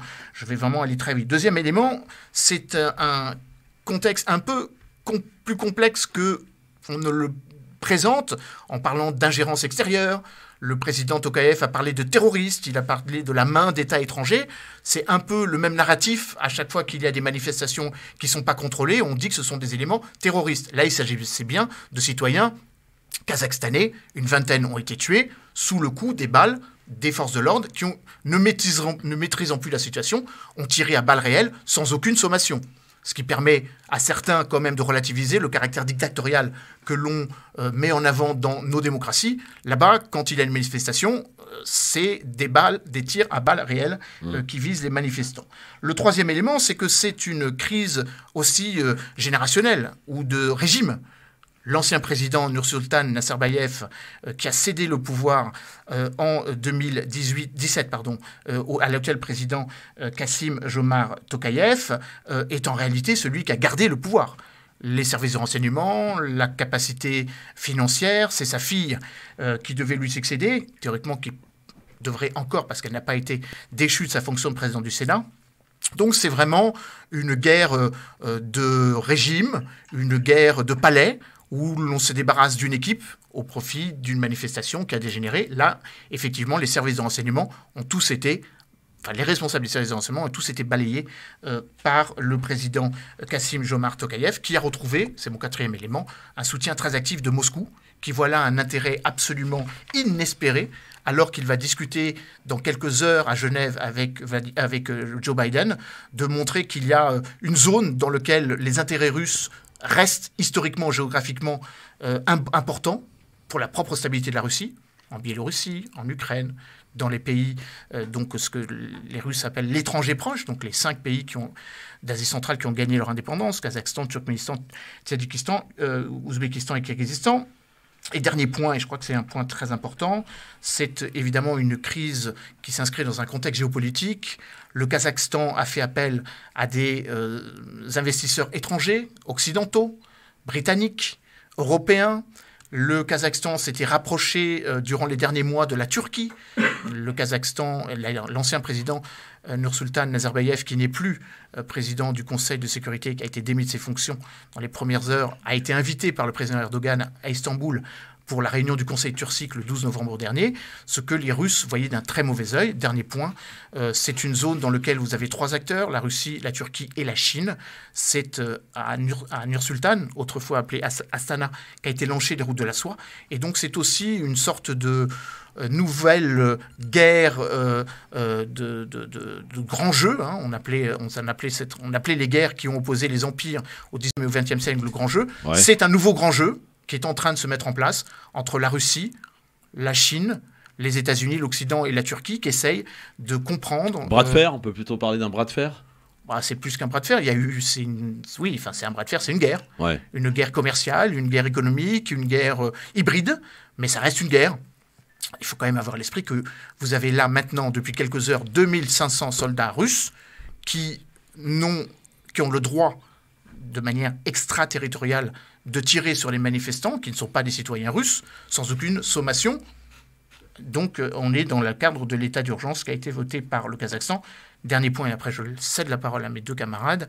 Je l'ai dit ce matin et je le redis aujourd'hui, c'est aussi de la part de Vladimir Poutine une façon d'éviter que ce qui s'est produit au Kazakhstan un jour ne se produise à Moscou, en montrant que la Russie agit avec célérité et, je crois, force, vigueur, dès qu'il s'agit de menaces qui pourraient remettre en cause l'ordre établi. C'est un très mauvais présage pour les démocrates, notamment les démocrates en Biélorussie, ça a été évoqué par France 24, en Russie, mais une excellente opportunité pour Vladimir Poutine de remettre la main sur des républiques qui ont acquis leur indépendance il y a 30 ans et qui s'étaient un petit peu éloignées de la proximité politique, géopolitique et économique avec la Russie. Après ces explications d'Emmanuel Dupuis sur la situation, d'abord, dernière question et rapide, Emmanuel, la situation aujourd'hui, ça s'est calmé ou pas? Elle s'est stabilisée, forcément, avec d'ailleurs votre reportage en témoignait dès le début. Celui de France 24, c'est pas le mien. Le témoignage de France 24 que vous avez diffusé, on entendait des rafales. Ouais. Je peux vous dire que quand vous avez des tirs à balles réelles de manière directe, en tir horizontal, vous pouvez certes être un ardent défenseur de la démocratie. Ouais. Quand vous avez une vingtaine de personnes qui ont été tuées, autant de chaque côté, hein, une vingtaine côté civil et une vingtaine côté des forces de l'ordre, ça remet un petit peu en cause la force des convictions. Donc c'est une révolution colorée qui a été noyée dans l'œuf tout de suite, contrairement à ce qui s'était passé en Ukraine, où ça avait été laissé un petit peu filer, et la communauté internationale et l'Europe s'y en étaient mêlés, ce qui avait évidemment conforter l'idée que l'Ukraine était en train de sortir du giron russe. Tariq Mami, votre regard sur ce qui se passe au Kazakhstan, avec cette révolution colorée? Moi, j'ai une sale habitude de comparer les situations. Tout le discours que notre ami Emmanuel vient de tenir, moi, je peux le plaquer sur le Yémen, je peux le plaquer sur la Syrie, je peux le plaquer même sur la Tunisie, et vous savez que le grand général Ammar, grand chef de la révolution tunisienne qui a sauvegardé... le chef d'état-major, vient de passer au tribunal pour déclarer qu'il avait reçu l'ordre... De tirer, De tirer. Et il l'a pas fait. Non, mais il l'a pas fait. C'est autre chose. C'est ces sbires qui ont été arrêtés au lieu de tirer. Et donc, si vous voulez, moi, mon explication, pour d'abord colorer c'est devenu provoqué par l'autre partie pour déstabiliser. Il y a Poutine d'un côté, il y a l'Occident de l'autre. Et la règle aujourd'hui, c'est que chacun recrée une espèce de guerre froide avec d'autres moyens et sur d'autres zones. Ça, c'est ma vision globale. Alors là, il y a en plus la Chine. Hein. Il n'y a pas que l'Occident contre la Russie. Hein. Non, mais aujourd'hui, il y a la Russie et la Chine qui sont d'accord ensemble à 90%, à 85%. Je serais plus modéré. À combien ? À 75 ? Non. Mais c'est pas grave. Non, mais ils ont les mêmes objectifs. Sauf que le Kazakhstan est vraiment... Non, mais je parle pas du Kazakhstan. Je parle de l'opposition guerre froide entre l'Occident et ceux qui veulent prendre la place de l'Occident aujourd'hui. On parle pas la même chose. Voilà, donc je parle de ça. Ça, c'est la première. C'est des blocs qui s'affrontent. Voilà. Et dans les blocs, avant la Russie et la Chine jusqu'à la chute du mur, c'était pas presque à 100%. Aujourd'hui, elles sont presque à 100% contre l'Occident et surtout contre l'Amérique. D'ailleurs, l'Amérique a choisi la Chine comme premier adversaire, et en tout cas Biden et la Russie. Mais la deuxième chose, moi, qui me révolte, c'est tous ces régimes, qu'ils soient en Orient ou en Occident, dont les chefs, dont les patrons, restent effectivement 30 ans au pouvoir et verrouillent le système pour que même officiellement partis, ils ne partent pas. Et donc je comprends les révoltes populaires par ces choses, mais quand vous entendez qu'il y a 20 policiers ou agents de l'ordre dans ce pays qui ont été tués et que 12 ont été décapités, je vois mal des citoyens aller décapiter les autres si ce n'est pas quelques éléments. Si vous me permettez, moi, je vous ai pas coupé. Rien n'a été prouvé sur les décapitations. Est-ce que je vous ai coupé, cher Emmanuel? On peut regarder la tirade, moi je veux prendre juste un peu moins. Et donc, si vous voulez, moi je gère les éléments que j'ai, comme vous gérez les éléments que vous, les dépêches, les infos, fausses nouvelles ou fake news, ça on n'est pas là. Et donc la vision pour moi, c'est que vous avez la grande bataille, je ne sais pas comment il l'appelait Emmanuel, la nouvelle grande... Hein? Grand jeu. Le grand jeu, moi je l'appellerais la nouvelle grande confrontation entre les États-Unis, chefs de l'Australie, chefs de l'Occident, et de l'autre côté, ceux qui veulent prendre la place, parce que c'est comme ça, c'est l'histoire de l'humanité. Et la deuxième, c'est la perpétuation d'un système politique qui ne donne pas, à un certain moment, un soupir, non pas démocratique, mais même de respiration, qui fait que les jeunes, là, ça fait 30 ans qu'il est au pouvoir, que ceux qui sont nés sous lui, ont l'impression que l'horizon est bouché et que jamais ça bougera. Et donc ça amène à la violence. Et donc, je sais pas, je me suis toujours dit, moi je suis un garçon rêveur de fois, il faudrait peut-être qu'on vote au Conseil de sécurité qu'aucun comment dire, un président, aucun truc ne peut rester plus de 10 ans au pouvoir. Non, mais c'est pour ça que je dis rêveur. Parce qu'aujourd'hui, nous avons des pays en Afrique, dans le monde arabe et donc dans l'ex-bloc de l'Est, où des pouvoirs restent pendant 20 ans, 30 ans, 40 ans. Oui, mais c'est totalement irréalisable, puisqu'on ne peut pas rentrer dans... Non, mais je sais, mais... On ne peut pas faire d'ingérence dans la situation des pays. En plus, la spécificité des pays... Elle fait 4 mandats. 4 mandats de combien en tout? 4 ans, oui. Oui, ça fait 16. Voilà, 16 ans, c'est pas mal quand même. Oui, non, mais d'accord. Par rapport à 30 sans élection... Oui, non, mais... Oui, donc, non, mais ce que je veux dire... Chaque pays a sa spécificité. Donc, pour moi, il y a deux choses à retenir. Cette idée d'une démocratie qui serait universaliste, je sais que ça n'existe pas. Autant qu'elle serait un peu limitative dans son expression régionale et un peu... Non, je dis que c'est un rêve. Je n'ai pas dit voilà ce qu'il faudrait faire. J'ai dit voilà... Donc, les deux éléments pour moi de cette crise de Kazakhstan, c'est la nouvelle confrontation, la nouvelle guerre froide. Et effectivement, Poutine a tout intérêt à montrer, surtout que l'OTAN n'a pas respecté sa parole. Montrer ses muscles.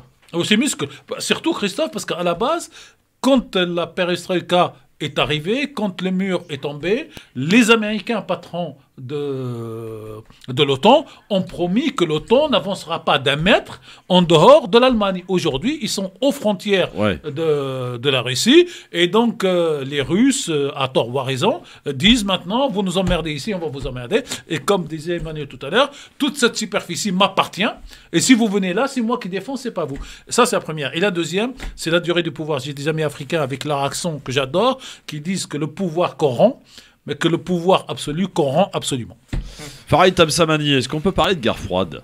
Farid Tamsamani, je vous prête mon nom. Hein. Mais bon, Farid, pardon. Farid. De guerre froide, oui, d'une certaine manière. Après, la guerre froide que l'on a connue pendant très longtemps avec les acteurs de l'époque, en fait, on ne pourra pas la reproduire précisément parce qu'il y a d'autres acteurs. Je pense Emmanuel l'a l'a notamment précisé avec la Chine. Ce qui est malheureux pour un pays extrêmement riche en énergie. Je rappelle juste que, je ne sais pas si Emmanuel l'a précisé, mais le Kazakhstan est quand même le premier producteur mondial d'uranium. Si je dis pas de bêtises, il y a très peu de pays sur la planète.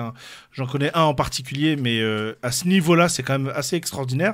Et finalement, la goutte d'eau, finalement, et c'est là que c'est très intéressant, c'est que manipulation, pas manipulation, peu importe. La goutte d'eau, c'est notamment l'explosion du prix de l'énergie pour sa propre population. Pour un pays qui est exportateur de pétrole, d'uranium et de gaz, c'est quand même assez symptomatique et c'est très malheureux. Ça fait partie de tous ces pays-là. Encore une fois, le Kazakhstan, la population du Kazakhstan a quand même un niveau de revenu qui est relativement important par rapport aux pays de la région. Oui, il le disait. Voilà.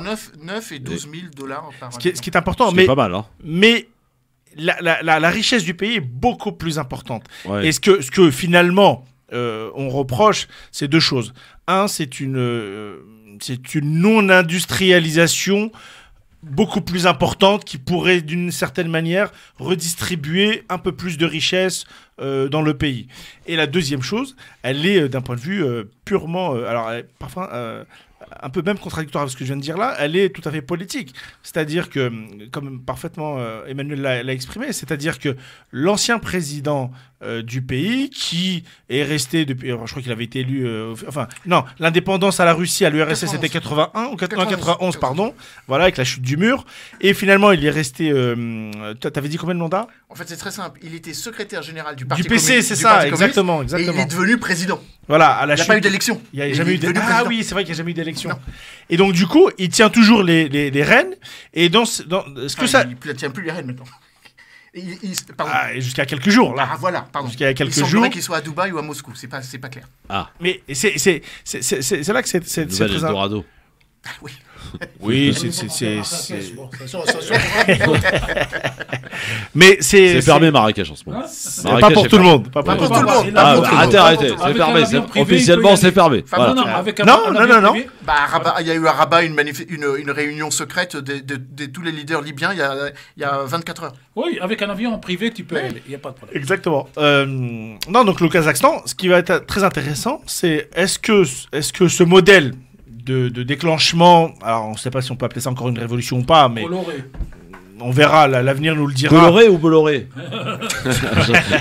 Est-ce que c'est un modèle qui va être dupliqué? Bolloré, donc on restera sur coloré. Au Kazakhstan, il a très peu d'activité. Oui, c'est clair. C'est aussi simple que ça. Voilà. Mais est-ce que ça va faire boule de neige effectivement dans d'autres pays de la région? Et à mon avis, c'est ça à mon avis qu'il faut. Mais le grand gagnant de tout ça, et finalement, est-ce que c'est Vladimir Poutine? Emmanuel a plus ou moins répondu. Il a dit oui un peu quand même.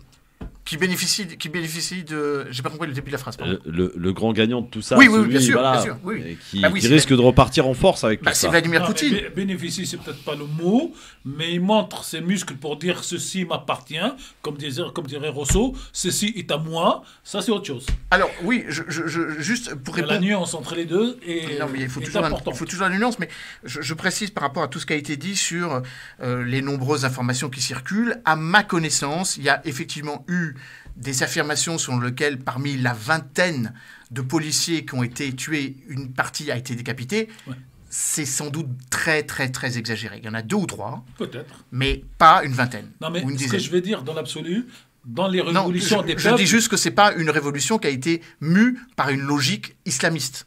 Pour que les choses soient claires. Non, laissez les islamistes à Mme Pécresse et à M. Zemmour, à tous les autres. Certains endroits de la planète où c'est une logique. C'est un argument qu'a utilisé le président. Oui, mais kazakhstanais.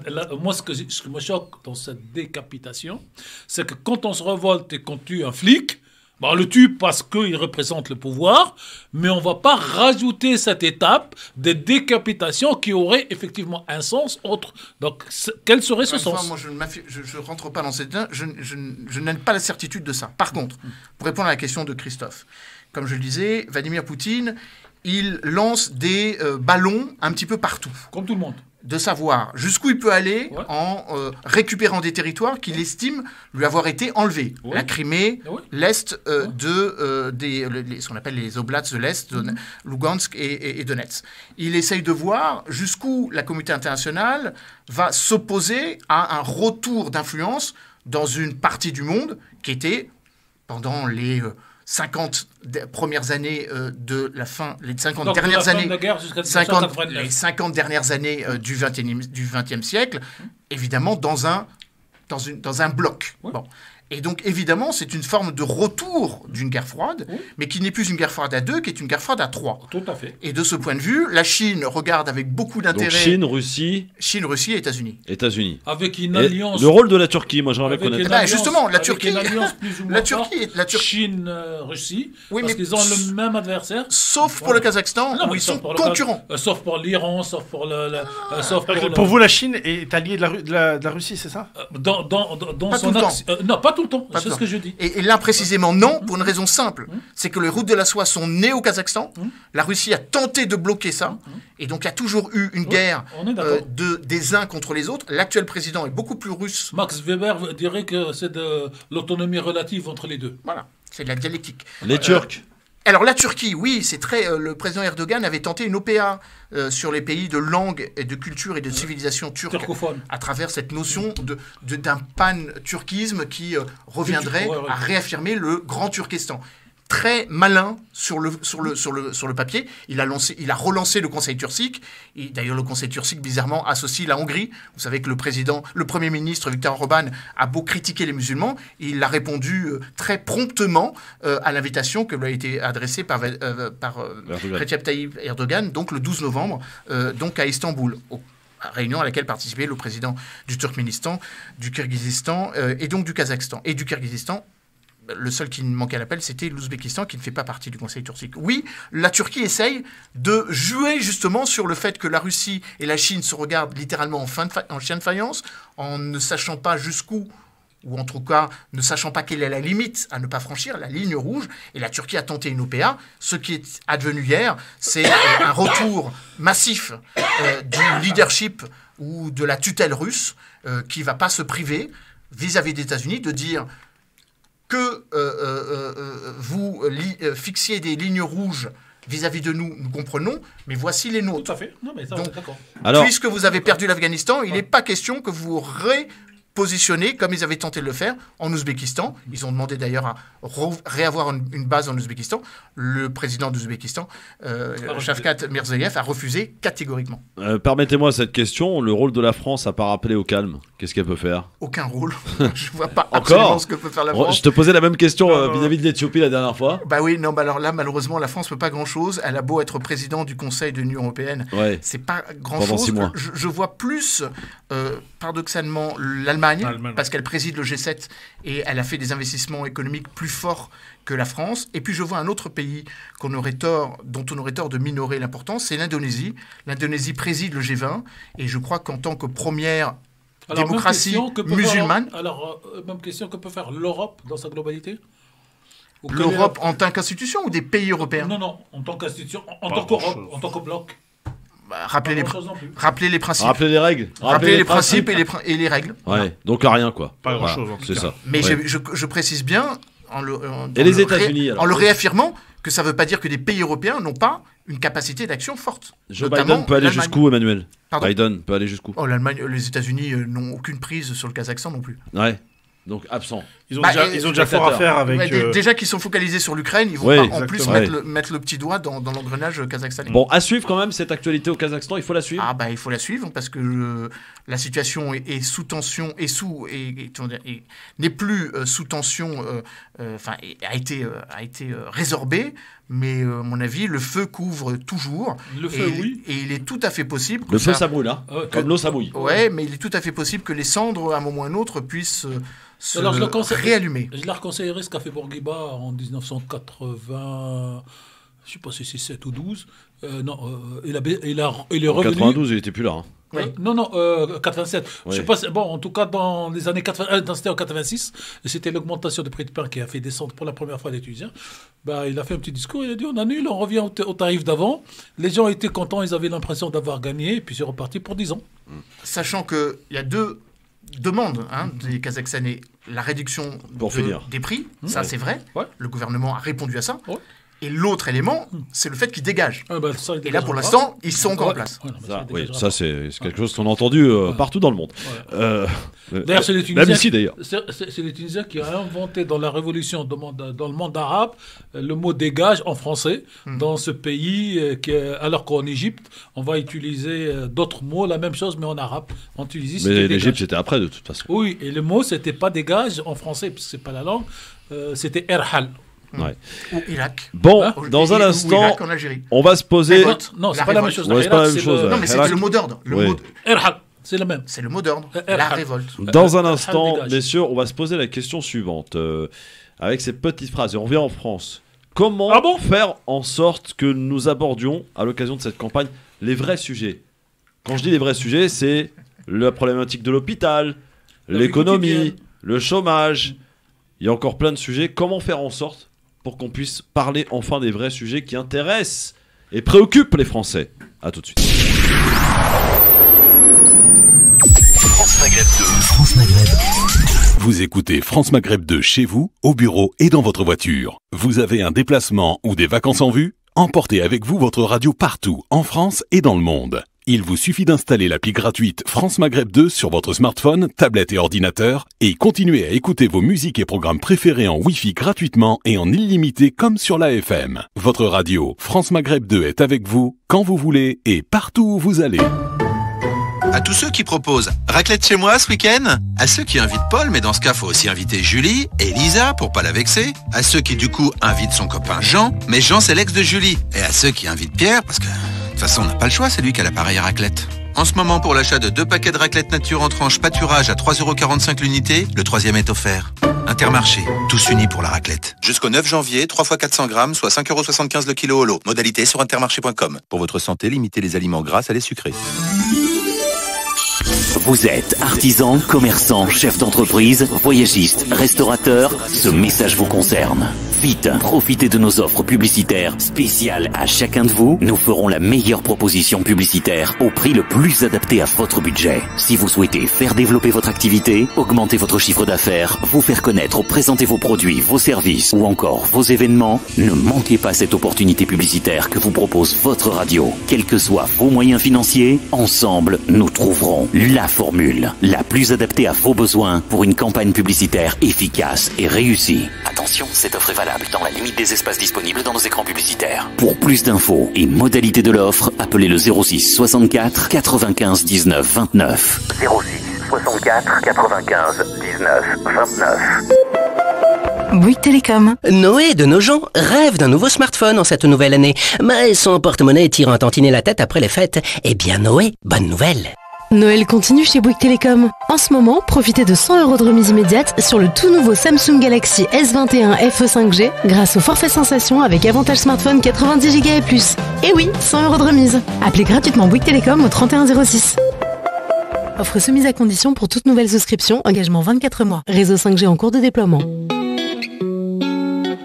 On peut gagner sa vie à faire gagner les autres. Il n'y a pas de petits commerces, il n'y a que des grands commerçants. C'est ici qu'on converse, qu'on réunit les gens. Quand on fait gagner sa ville, on en sort tous gagnants. FDJ, c'est aussi 30 000 commerçants partenaires qui vous accueillent chaque jour dans les villes et les villages, partout en France. FDJ, et voir la France gagner. Jouer avec excès comporte des risques. Appelez le 09 74 75 13 13, appel non surtaxé. Jusqu'à mardi chez Auchan, profitez d'une réduction immédiate de 70% sur les couettes chaudes Cola Normand. Par exemple, la couette 140 sur 200, 100% polyester microfibre est à seulement 12 € au lieu de 40 €. Avec une offre pareille, difficile de ne pas passer sa journée au lit. En plus, vous allez pouvoir réchauffer les pieds froids de votre mari. Et ça, ça n'a pas de prix. Auchan, avec plaisir. Réduction immédiate de 70% sur les couettes microfibres Cola Normand. Existe en différentes tailles. Valable dans vos magasins participants et sur Auchan.fr. Renault. Et toi, Alex, tu fais quoi dans la vie? Ah, alors Ingénieur, motorisation hybride. Voilà ce qu'il fait. Ouh, ça a l'air compliqué.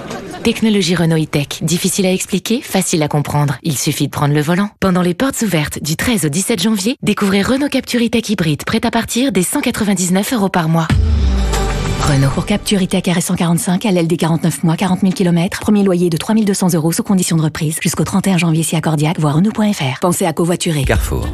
Pour vous permettre de manger de bons produits frais tous les jours, Carrefour Market et leur Drive vous propose des produits frais à prix imbattable. On s'engage à ce que vous ne trouviez pas moins cher ailleurs. Jusqu'à dimanche, le haché de bœuf Carrefour, origine France, est au prix imbattable de 7,19 € le kilo. Et si vous trouvez moins cher ailleurs, on vous rembourse 2 fois la différence. C'est ça, un prix imbattable. Carrefour. 2 fois 500 grammes, 15% de matière grasse. Modalité sur carrefour.fr. France Maghreb 2. France Maghreb 2. Dans quelques minutes, les auditeurs du LGF de France Maghreb 2 pourront nous appeler pour faire leurs propositions pour la présidentielle 2022, cette échéance ô combien importante. Et on rappelle que vous pouvez, pour ceux qui ne l'ont pas encore fait, encore vous inscrire. Vous avez jusqu'au début mars pour le faire. Donc voilà, pour ceux qui ne l'ont pas encore ou pour peut-être vérifier votre inscription sur les listes électorales. D'ailleurs, je viens de m'apercevoir pour la petite histoire que ma carte électorale est déchirée. C'est grave ou pas, docteur? Pas grave, tu peux en demander une autre. Ouais, et même si je peux me permettre, même si tu n'as pas de carte, même si vous n'avez pas de carte, tu peux voter quand même. Vous arrivez, pièce d'identité, registre, par contre, il faut vérifier le bureau de vote. Le bureau de vote et qu'on est enregistré. Ça, il n'y a pas de raison qu'il ait changé pour moi. Ah bah, si elle veut dans oui, la mairie. Est-ce qu'on va me demander mon passe vaccinal pour aller voter? Ils ne savent pas encore. Aujourd'hui, ils ne savent pas encore. C'est pas clair. C'est pas clair. Aujourd'hui, ils ne savent pas. En tout cas, pour les meetings politiques, non. Non.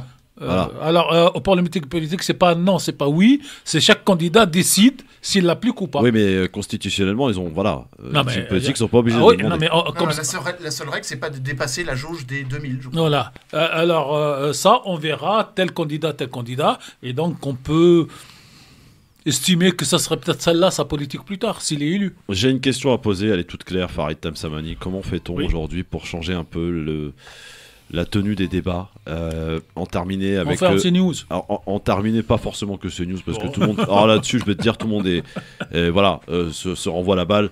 Je veux dire, à croire que finalement, il y a une grosse réflexion le matin entre tous les rédac-chefs de toutes les rédactions pour parler d'uniquement les mêmes sujets. Mais pas du tout. Mais non, mais je parle pas de CNews, je parle de l'ensemble des médias. Bien sûr, même l'ensemble, ça fonctionne pas comme ça, les médias. Mais je sais comment ça fonctionne, Farid. Je te dis juste qu'on a l'impression... C'est pas toi que je vais apprendre ça. Quand tu écoutes RTL, Europe 1, CNews, BFM, c'est à peu près dans le même ordre. Voilà, l'information, elle est là. Mais parce que c'est, qu'on le veuille ou non, oui. Même si on peut driver d'une certaine manière, qu'on le veuille ou non, c'est des préoccupations des Français, tout simplement. C'est malheureux, mais c'est comme ça. Farid, comment fait-on pour remettre un petit peu d'ordre et tu réponds aux véritables préoccupations des Français et je peux te garantir qu'on passera à autre chose. Bah oui, mais comment on fait? Personne t'écoutera. On arrête de parler d'immigration, même si c'est important. Personne t'écoutera. On arrête de parler d'insécurité, même si c'est important. Il faut en parler. Mais qu'on parle un peu plus, par exemple, je sais pas. Là, pendant cette pandémie, on a quand même parlé de quelque chose qui va pas bien, mais c'est pas d'aujourd'hui que ça date. L'hôpital, par exemple. Qu'est-ce qu'on fait pour l'hôpital? Personne propose rien là-dessus. Farid. On va sortir le Karcher pour nettoyer les quartiers. Sur l'hôpital, je crois que tout le monde propose quelque chose. La réalité, c'est est-ce que c'est malheureux ce que je veux dire là. Attention, hein, je prends des gants quand même.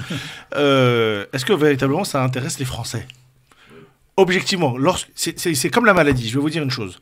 La maladie, tant que vous n'y êtes pas confronté, vous n'y pensez pas. C'est comme la mort. Ce sont des sujets qu'on essaye d'éviter. Et malheureusement, lorsque vous êtes à l'hôpital, vous n'êtes pas content parce que ça me prend un peu plus de temps, parce que ceci, parce que cela. Et dès que vous sortez de l'hôpital, il y a très peu de gens qui se souviennent encore de ces... Et on préfère éviter... Ouais, mais ceux qui y travaillent, Farid, je peux s'assurer qu'ils s'en souviennent, eux. Ah, t'as complètement raison. Mais ça concerne... Oui. Mais alors, je vais être très...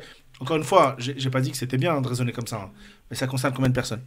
Ça concerne beaucoup de personnes. Combien? Tu sais qu'il y a des gens, j'en sais rien combien, mais il y a beaucoup de gens. 40 millions d'électeurs, ça concerne combien de personnes? L'ensemble du personnel hospitalier, et qu'on salue, et qui font un travail extraordinaire. Et d'ailleurs, il y a une véritable crise, encore plus depuis 2020, c'est que ce que l'on ne dit pas sur les lits de réanimation, c'est qu'en fait, des lits de réanimation, il en existe. Il n'y a pas de personnel. Il n'y a plus assez de personnel. C'est à cause de ça qu'on ferme des lits.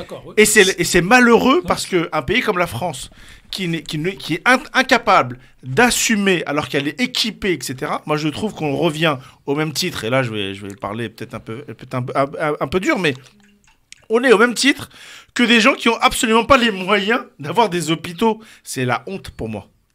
Alors, c'est peut-être pas partout le cas, mais c'est vrai que tu as raison sur une chose, Farid. Mais Emmanuel va peut-être rebondir là-dessus, sur le fait qu'on ferme des lits, on en a fermé, je crois, alors 7700 depuis un an. Faute de personnel, encore une fois, comme l'a dit Par Farid. faute de personnel. Parce que des soignants en ont marre de travailler dans des conditions, je peux vous assurer que l'ensemble de ma famille que le pour métier dire, n'attire sont pas. dans ce système-là, et je peux vous dire que c'est des heures à rallonge, c'est une personne, voire deux la nuit pour un service de 60 patients, ce qui est totalement impossible. Mais en plus, les salaires sont très faibles. Et les salaires sont très faibles. Il y a une tension extrême. Extrême. Hein. Il y a deux métiers qui n'attirent plus en France. C'est l'éducation nationale et le corps soignant. C'est ça. Et ceux-là devraient avoir... Et pourtant, ce sont des... Alors, c'est très intéressant ce que vous dites, Tarek, parce que ce sont deux corps, en l'occurrence, que l'on fait généralement par vocation. Oui, et on devrait, là, des fois, chacun de nous a quelques secondes de rêve ou quelques secondes d'extrémisme. C'est des métiers dans lesquels le SMIC devrait être multiplié par 2, par 3, pour que la vocation vienne aussi, le fait de bien gagner sa vie et de donner du temps à cette vocation. Or, le SMIC, c'est pareil, les stages, c'est pareil, les petits 100 € c'est pareil, c'est pas normal. Mais bon, vous n'avez pas répondu à ma question. La question principale, c'est comment fait-on pour... recentrer un peu les débats, Emmanuel. Comment on fait? C'est trop tard. Merde, alors. On ferme Twitter et Facebook, comme dit l'autre. Non, mais Twitter et Facebook sont pas responsables de tous les maux de la Terre. Terre. Si, parce qu'avec les algorithmes, vous faites un buzz, un truc, l'algorithme le fait monter. Et il y a d'ailleurs un livre que je vous conseille de parcourir. J'aime pas beaucoup le mec, mais bon, c'est pas grave ça. C'est Bruno Patino. Qui vient de sortir un livre sur les réseaux sociaux et qui explique que les algorithmes, cher Christophe, fait que la minorité des, comment on appelle ça, les messages, les je sais pas quoi, les textes, sont les plus balancés par les algorithmes qui font que la minorité des messages devient la majorité de la visibilité. Non, la visibilité peut-être, mais je peux vous garantir une chose. La majorité des Français sont absolument pas sur les réseaux sociaux. Et Twitter, ils les ont par la télé. Ils les ont par la journal, ils les ont par le midi. Même pas. Oui, c'est vrai que Twitter, c'est pas non plus. Que ce soit Twitter, c'est personne. Sur les conséquences du Twitter qui est repris par Facebook, qui est repris par la télé. Par exemple, moi, c'est surtout Twitter qui est repris par la télé. Et moi, j'ai une hantise. Aujourd'hui, toute la presse tunisienne que je vois tous les matins ne développe pas les différents. Vous êtes plus français ou tunisien, monsieur? Moi, je suis plus français. Non, c'est pas moi. Hein, je fais de la non, mais c'est pas moi qui va poser cette question parce que j'allais dire chacun tranche les questions dans sa tête. Ça me rappelle une phrase de Dominique Strauss-Kahn sur France Inter. Non, moi je suis français, je suis en France, je suis bien en France. Si j'étais pas bien en France, je partirais là où je serais bien. Donc on arrête l'hypocrisie de je suis ou je suis pas. Top. Alors on passe à autre chose. La presse tunisienne aujourd'hui n'analyse pas ce qui se fait ou ce qui se dit dans le pays, mais toute la presse tunisienne commente ce qui a été écrit la veille par le Facebook d'un tel et d'un tel et d'un tel. Et donc nous sommes dans une espèce de glissade où ce qui importe, c'est de commenter le buzz qui a été fait. Mais en France, c'est pas le cas encore. Heureusement. Mais on est un peu sur la route. Si je me permets pour répondre à la question de Christophe merci, c'est gentil. Qui posait une bonne question auquel on n'a pas répondu, messieurs. C'est vrai. Qu'est-ce qu'il faut faire? Alors oui. moi, ça s'appelle dans le sens du poil. Emmanuel, j'ai dit qu'il fallait répondre. Alors Emmanuel, tu m'as dit que c'était trop tard. Je réponds. Tu m'as dit que c'est trop tard. Non, je dis que la temporalité politique dans laquelle cette campagne présidentielle, plus que les autres, est inscrite. Et la prochaine sera encore plus. Sans doute, hélas, fait que le temps long, qui était celui qui devait générer la vie politique, le débat politique, n'existe plus. C'est une nostalgie, c'est comme ça, c'est partout. C'est pareil. Qui sont les responsables, Emmanuel? Est-ce que ce sont les hommes politiques, hommes ou femmes, ou est-ce que ce sont les journalistes? Mais ni l'un ni l'autre. La société, l'accélération de la vie politique, la démultiplication, le flux. Mais qu'est-ce qui interdit à un mec comme Bourdin, par exemple, de poser des vraies questions aux candidats? Mais parce que ça ne rapporte pas suffisamment de points d'antenne qui justifient son salaire, qui justifie le niveau, l'espace publicité et qui justifie la concurrence entre sa chaîne de radio et les autres matinales. Donc on est des machines à buzz, nous.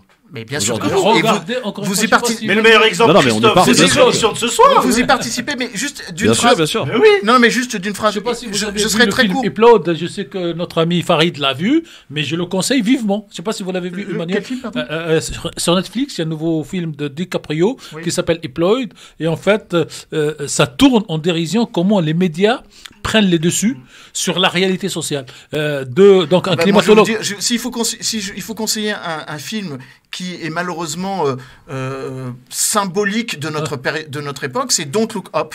C'est-à-dire qu'en gros, il y a quelque chose qui est inéluctablement en train de nous arriver, une météorite qui va nous détruire la planète, et personne ne le croit parce que personne ne le voit. Mais c'est exactement... Et parce que le buzz dans les médias et personne ne le dit ou personne ne le rend crédible. C'est exactement ce que nous vivons. D'une phrase, ce qu'il faut faire pour changer. Premièrement, on aurait dû le faire avant. C'est-à-dire qu'on aurait dû commencer une campagne présidentielle, non pas quelques mois avant, mais dès le début d'un mandat. Parce qu'après tout, si on brigue une succession à soi-même, il faut qu'on ait une cohérence, une sorte de linéarité dans l'offre politique que l'on fait. Ou on fait un seul mandat, comme ça le problème est réglé pour celui qui est en place. D'accord, ça c'est un autre... Moi, je ne suis pas contre cette idée, je la trouve plutôt pertinente. Mais c'est parce que un seul mandat de 7 ans, on arrive pour bosser pour partir. On change d'idée là. Ce que je veux dire, c'est qu'une campagne présidentielle, la campagne présidentielle que nous vivons est une campagne présidentielle court-termiste, dans lequel on doit répondre aux admonestations, aux petites phrases des uns et des autres. La proposition, le fond, ce que devrait être un président, c'est-à-dire quelqu'un qui propose, qui réforme ou qui conserve, que l'on soit conservateur ou réformateur, peu importe, je ne fais pas de jugement de valeur.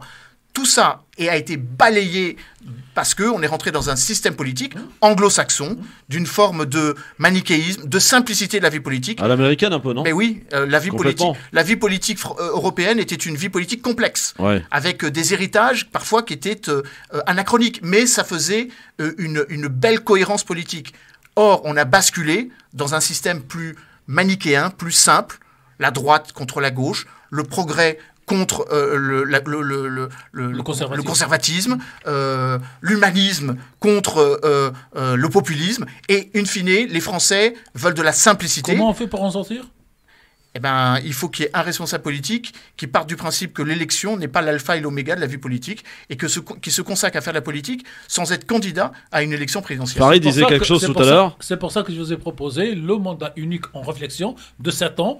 Quand on arrive ça peut peut-être lui donner une idée aux auditeurs de nous proposer. Pourquoi pas. Non, mais 5 ans, un seul mandat de 5 ans. Pourquoi pas? Non, mais alors, il y aura un système politique. J'arrive, j'ai une mission à faire. Alors, et je ne on n'est pas encore dans les propositions, messieurs. Il y a un système politique idéal pour ça, c'est le système italien. Dans un instant, on va en parler avec les auditeurs. La fonction présidentielle, et on ultra-politise la fonction législative. Farid Tamsamani, tu me disais quelque chose d'intéressant il y a quelques minutes. Pour une fois? Non, pas pour une fois, arrête, Farid. Farid. Ça se brosse dans tu disais, c'est ce que veulent les Français. Et c'est là que ça m'intéresse.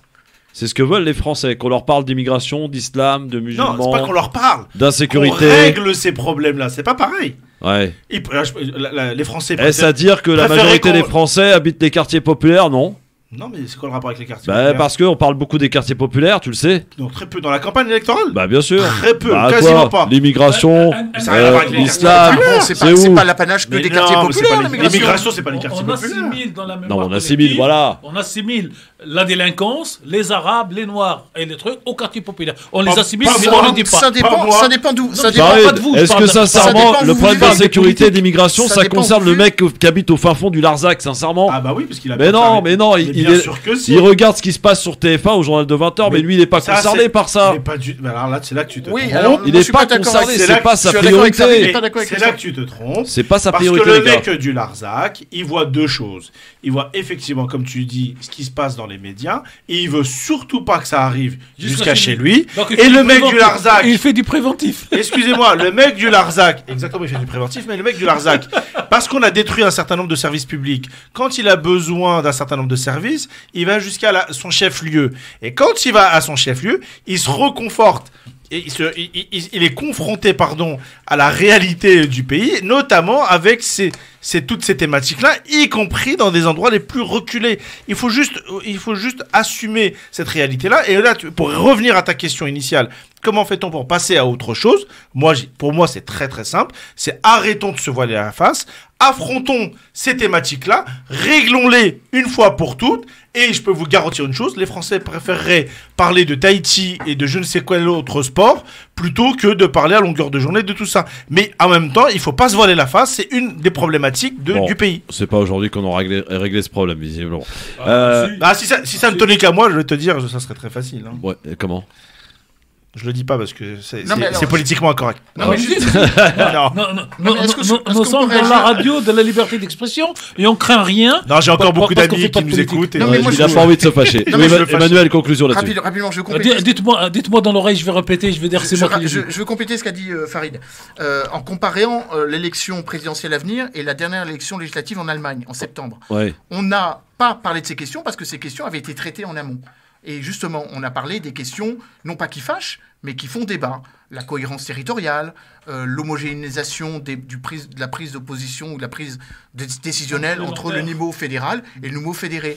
Tant qu'on n'aura pas réglé des questions, évidemment, qui apparaissent fallacieusement clivantes, on ne réglera pas le vrai problème, c'est-à-dire l'État. Dans un instant, amis auditrices, auditeurs, vous allez pouvoir nous appeler pour faire vos propositions. Et si vous avez bien écouté le débat, il y a peut-être quelques pistes, éventuellement. 01 40 33 9000, vous allez changer, d'habit, messieurs, puisque vous allez écouter, scruter, retoquer ou pas, valider tout à l'heure une proposition pour la présidentielle pour notre programme du LGF. Chez Netto, on gagne tous à payer moins cher. Surtout Arthur. Moi ? Oui, toi. Aujourd'hui, pendant l'alerte discount Netto, la galette des rois frangipane 6 parts est à 3,49 €. Roi Arthur. Ça sonne bien, non ? 3,49 €. Je m'en vais quérir la fève de ce pas. Netto, on gagne tous à payer moins cher. 380 grammes, soit 9,18 € le kilo. Pour votre santé, évitez de grignoter. Bienvenue à vous qui aimez retrouver le goût de l'été, même en plein hiver. Bienvenue aux végétariens qui partagent le goût du bio, mais pas leur part de pizza. L'année commence bio chez Picard. En ce moment, profitez de 50% de réduction sur le deuxième produit bio acheté avec la carte Picard et moi, parmi une savoureuse sélection de produits comme notre pizza 4 saisons bio.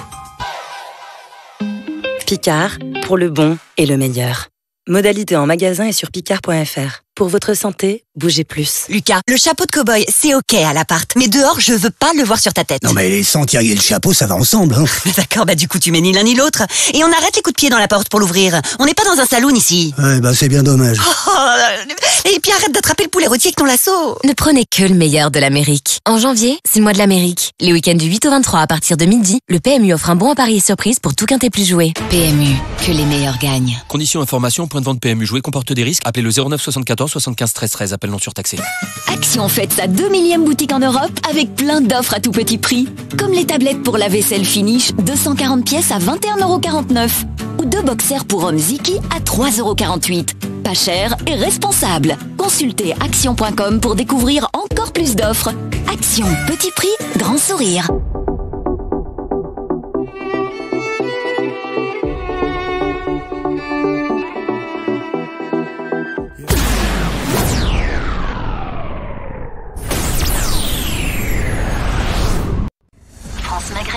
France Maghreb 2. Messieurs, Emmanuel Dupuis, Tarek Mami et Farid Tabsamani dans le LGF où nous allons passer maintenant à la partie interactive, messieurs, avec les auditeurs qui vont nous faire leurs propositions sur toutes les thématiques.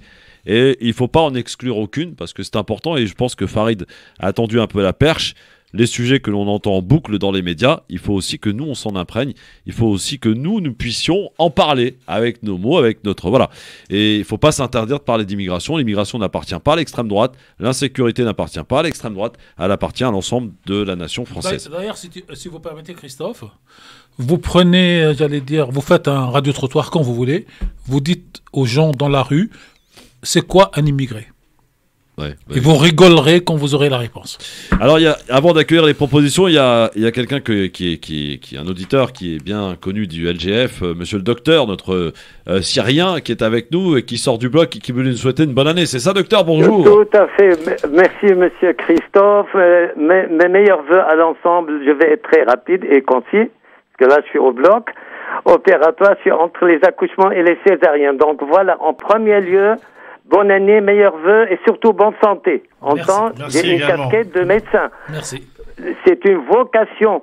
Ça, c'est important. Je soigne tout le monde. Il n'y a pas de ségrégation entre mes patients. Voilà, ça, c'est passé. Deuxième chose, donc, je passe en même temps à nos amis les chrétiens d'Orient les orthodoxes, leur épiphanie, c'est-à-dire on est Noël là, donc ça va de la Grèce à la Serbie, à la Russie, à la Syrie, à l'Égypte, partout. Donc meilleurs vœux pour l'épiphanie et l'arrivée des rois mages en Galilée. Qu'on laisse les musulmans tranquilles. Ça arrivera leur fête. Quand il y aura leur fête. On en a marre de cette ségrégation qui est musulman, qui est juif, qui est chrétien, qui est athée, qui est je sais pas quoi. Donc mes meilleurs vœux et surtout de santé. Merci, et là, docteur. Je repasserai quand je retourne chez moi à Paris dans quelques jours à ma casquette pour faire des propositions. Très bien. Et pour les élections. Mes meilleurs vœux, monsieur Tariq Mami, ainsi que l'ensemble qui sont avec vous. Merci, docteur. Est-ce qu'il y a des questions à me poser concernant les soins? Pas plus. Merci, docteur. À très vite. À très Allez, vite. Merci beaucoup, docteur. Allez, 01 40 33 9000, les amis, c'est le moment de nous appeler pour faire vos propositions pour cette présidentielle. Qu'est-ce qui serait, selon vous, la bonne votre proposition pour changer votre quotidien, qui vous apparaît très intéressant. Et ainsi, nous allons élaborer jusqu'au 31 janvier. Voilà, j'ai décidé ça aujourd'hui. Et ensuite, le programme sera soumis en guise de vérification par l'ensemble du LGF pour valider l'ensemble du programme. Un jeu de temps en temps. Bah oui. Allô, bonjour, qui est avec nous? Tic-tac. Allô. Bonjour, Christophe. Bonjour, ton prénom et ta ville d'appel, mon ami. Amar de Chelles. Amar de Chelles, bonjour à toi. Quelle est ta proposition, Amar? On t'écoute. Christophe, avant de proposer ma position, je peux jeter un mot sur Pécresse et sur Non, ça y est, on n'a pas le temps. Après, on va perdre du temps pour rien. S'il vous plaît, faites pas de hors-sujet. D'accord, je vous rappellerai pour ça. Voilà, merci Amar. Ok. Bah moi, ma proposition, c'est comme ils ont dit certains là au début, tu sais, quand t'as une maison, un pavillon, et traqué. C'est un droit de succession. Voilà, exactement. Ça, c'est un truc, c'est quoi? Comme il a dit le monsieur, le premier que là, abominable, honteux pour la France, et honteux surtout. Sauf que c'est déjà dans le programme, mon cher Amar. Et puis, il n'a pas dit ça pour le droit de succession. Hein. Ouais. Mais c'est déjà dans le programme, ça, mon Amar. Oui, mais c'est ça, ma position, c'est quoi? C'est tous ces ministres que vous dites ministres, moi je les appelle, excusez-moi du terme, des gros cochons, parce qu'il n'y a pas de terme, hein, comme il disait à l'époque les Black Panthers. Hein. C'est quoi? Ils sont payés. On va dire une fortune, et puis que à vie ils touchent ce qu'ils touchent. Mais ils touchent gros. Hein. Alors moi je pose une chose, c'est enlever ces privilèges, quoi. C'est incroyable. C'est ça. Supprimer les privilèges des ministres. C'est de payer des gens à rien foutre, putain de merde. Et je suis la politique depuis 45 ans. Ok Amar, merci Amar. N'a fait quelque chose de bien. C'est quoi la proposition? Ça y est, il a dit pour supprimer les privilèges des ministres. Merci Amar, parce que voilà, il faut qu'on avance. C'est ça? Ouais. Supprimer les privilèges des ministres une fois qu'ils ont terminé leur mission. Non, mais on va dire peut-être qu'il y a quand même quelques non-dits là-dessus. Un ministre, est-ce qu'il touche son salaire après ne plus avoir été ministre? Je ne crois pas. Non, il touche pas de salaire. Donc, voilà. Il touche une indemnité ou sa retraite, mais il touche pas de salaire. Une prorata de retraite supérieure à d'autres. Donc celle-là, on la retoque. Hein. Non, par contre, il y a un certain nombre de privilèges, et il a complètement raison, sur certains ministres, ce qu'on appelle les ministres d'État. Et ils sont très peu dans la 5e République. Exact. En gros, ils sont 4 par gouvernement. Encore en vie, en tout cas. En gros, 4 par gouvernement. Oui, vas-y, affine, si tu veux. On la retient ou pas d'abord? Bon, je sais pas s'il faut la retenir. Ah bah c'est à vous de choisir, c'est pas moi. Christophe, il faut connaître les 3 propositions pour en choisir une. Je précise, et je vais un petit peu plus en avant de ce qu'a dit notre ami, l'auditeur. S'il faut revisiter une hérésie républicaine, c'est le prix que coûte un certain nombre d'anciens ministres, présidents, ministres de l'Intérieur et ministres de la Défense, puisqu'ils ont droit pendant le reste de leur vie à une protection, s'ils le souhaitent. Ça, effectivement, on peut se poser la question si c'est vraiment nécessaire. J'ai intitulé « Supprimer les privilèges des anciens ministres ». Voilà. Peut-être pendant 5 ans, parce qu'ils sortent de mandat et tout ça. Allez, on s'en fout d'avance. Tout dépend des politiques qu'ils ont menées, tout dépend du risque encouru. Un ancien ministre de l'Intérieur... Il y a Valls qui a les deux, il est Premier ministre. Oui, mais encore une fois, c'est très spécifique. On s'attarde là. C'est très spécifiquement sur la fonction de ministre de l'Intérieur, puisque la protection, c'est-à-dire 2 gardes du corps, ça a un coût. Et donc ça, c'est des coûts qui sont parfois supprimer l'ensemble des privilèges concernant les ministres. Voilà. Notre amie Nadia est avec nous de Saint-Etienne. Bonjour Nadia. Salam alaikum à tous. Salam, c'est mamie. Je vous la souhaite bonne, comme si vous n'avez pas eu. J'ai pas réussi à vous joindre la semaine dernière. Merci et notre ami qui est à côté aussi, je m'excuse, j'ai oublié le prénom. Farid et Emmanuel. Farid et Emmanuel. Voilà, les deux, pardon.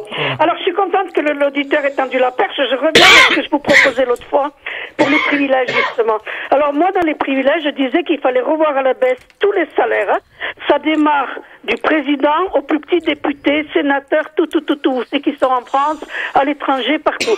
Revoir leur salaire, parce qu'ils tapent sur le social, mais juste à présent, ils n'ont pas de salaire. De nos impôts, c'est eux les assistés du fric de l'État, que je sache. Merci Nadia. Alors Nadia, juste pour mes amis, on découvrira le président de la République touche moins en indemnité ou en salaire qu'en gros 150 personnes, fonctionnaires dans ce pays. Et donc c'est pas un salaire. Ils n'ont pas de salaire. Si, ils ont une indemnité. Non, mais c'est pas un salaire. C'est une indemnité. Il a une fiche de paye, il y a une retraite. Bon, est-ce qu'on prend ou pas cette proposition? On peut la prendre en l'affinant, ou effectivement. Vas-y, on l'affine, Emmanuel, j'aime bien. On peut se poser la question de savoir si, à l'inverse de ce qu'a dit l'auditrice, le fait de payer correctement un certain nombre de responsables politiques ne les met pas à l'abri d'un phénomène de corruption.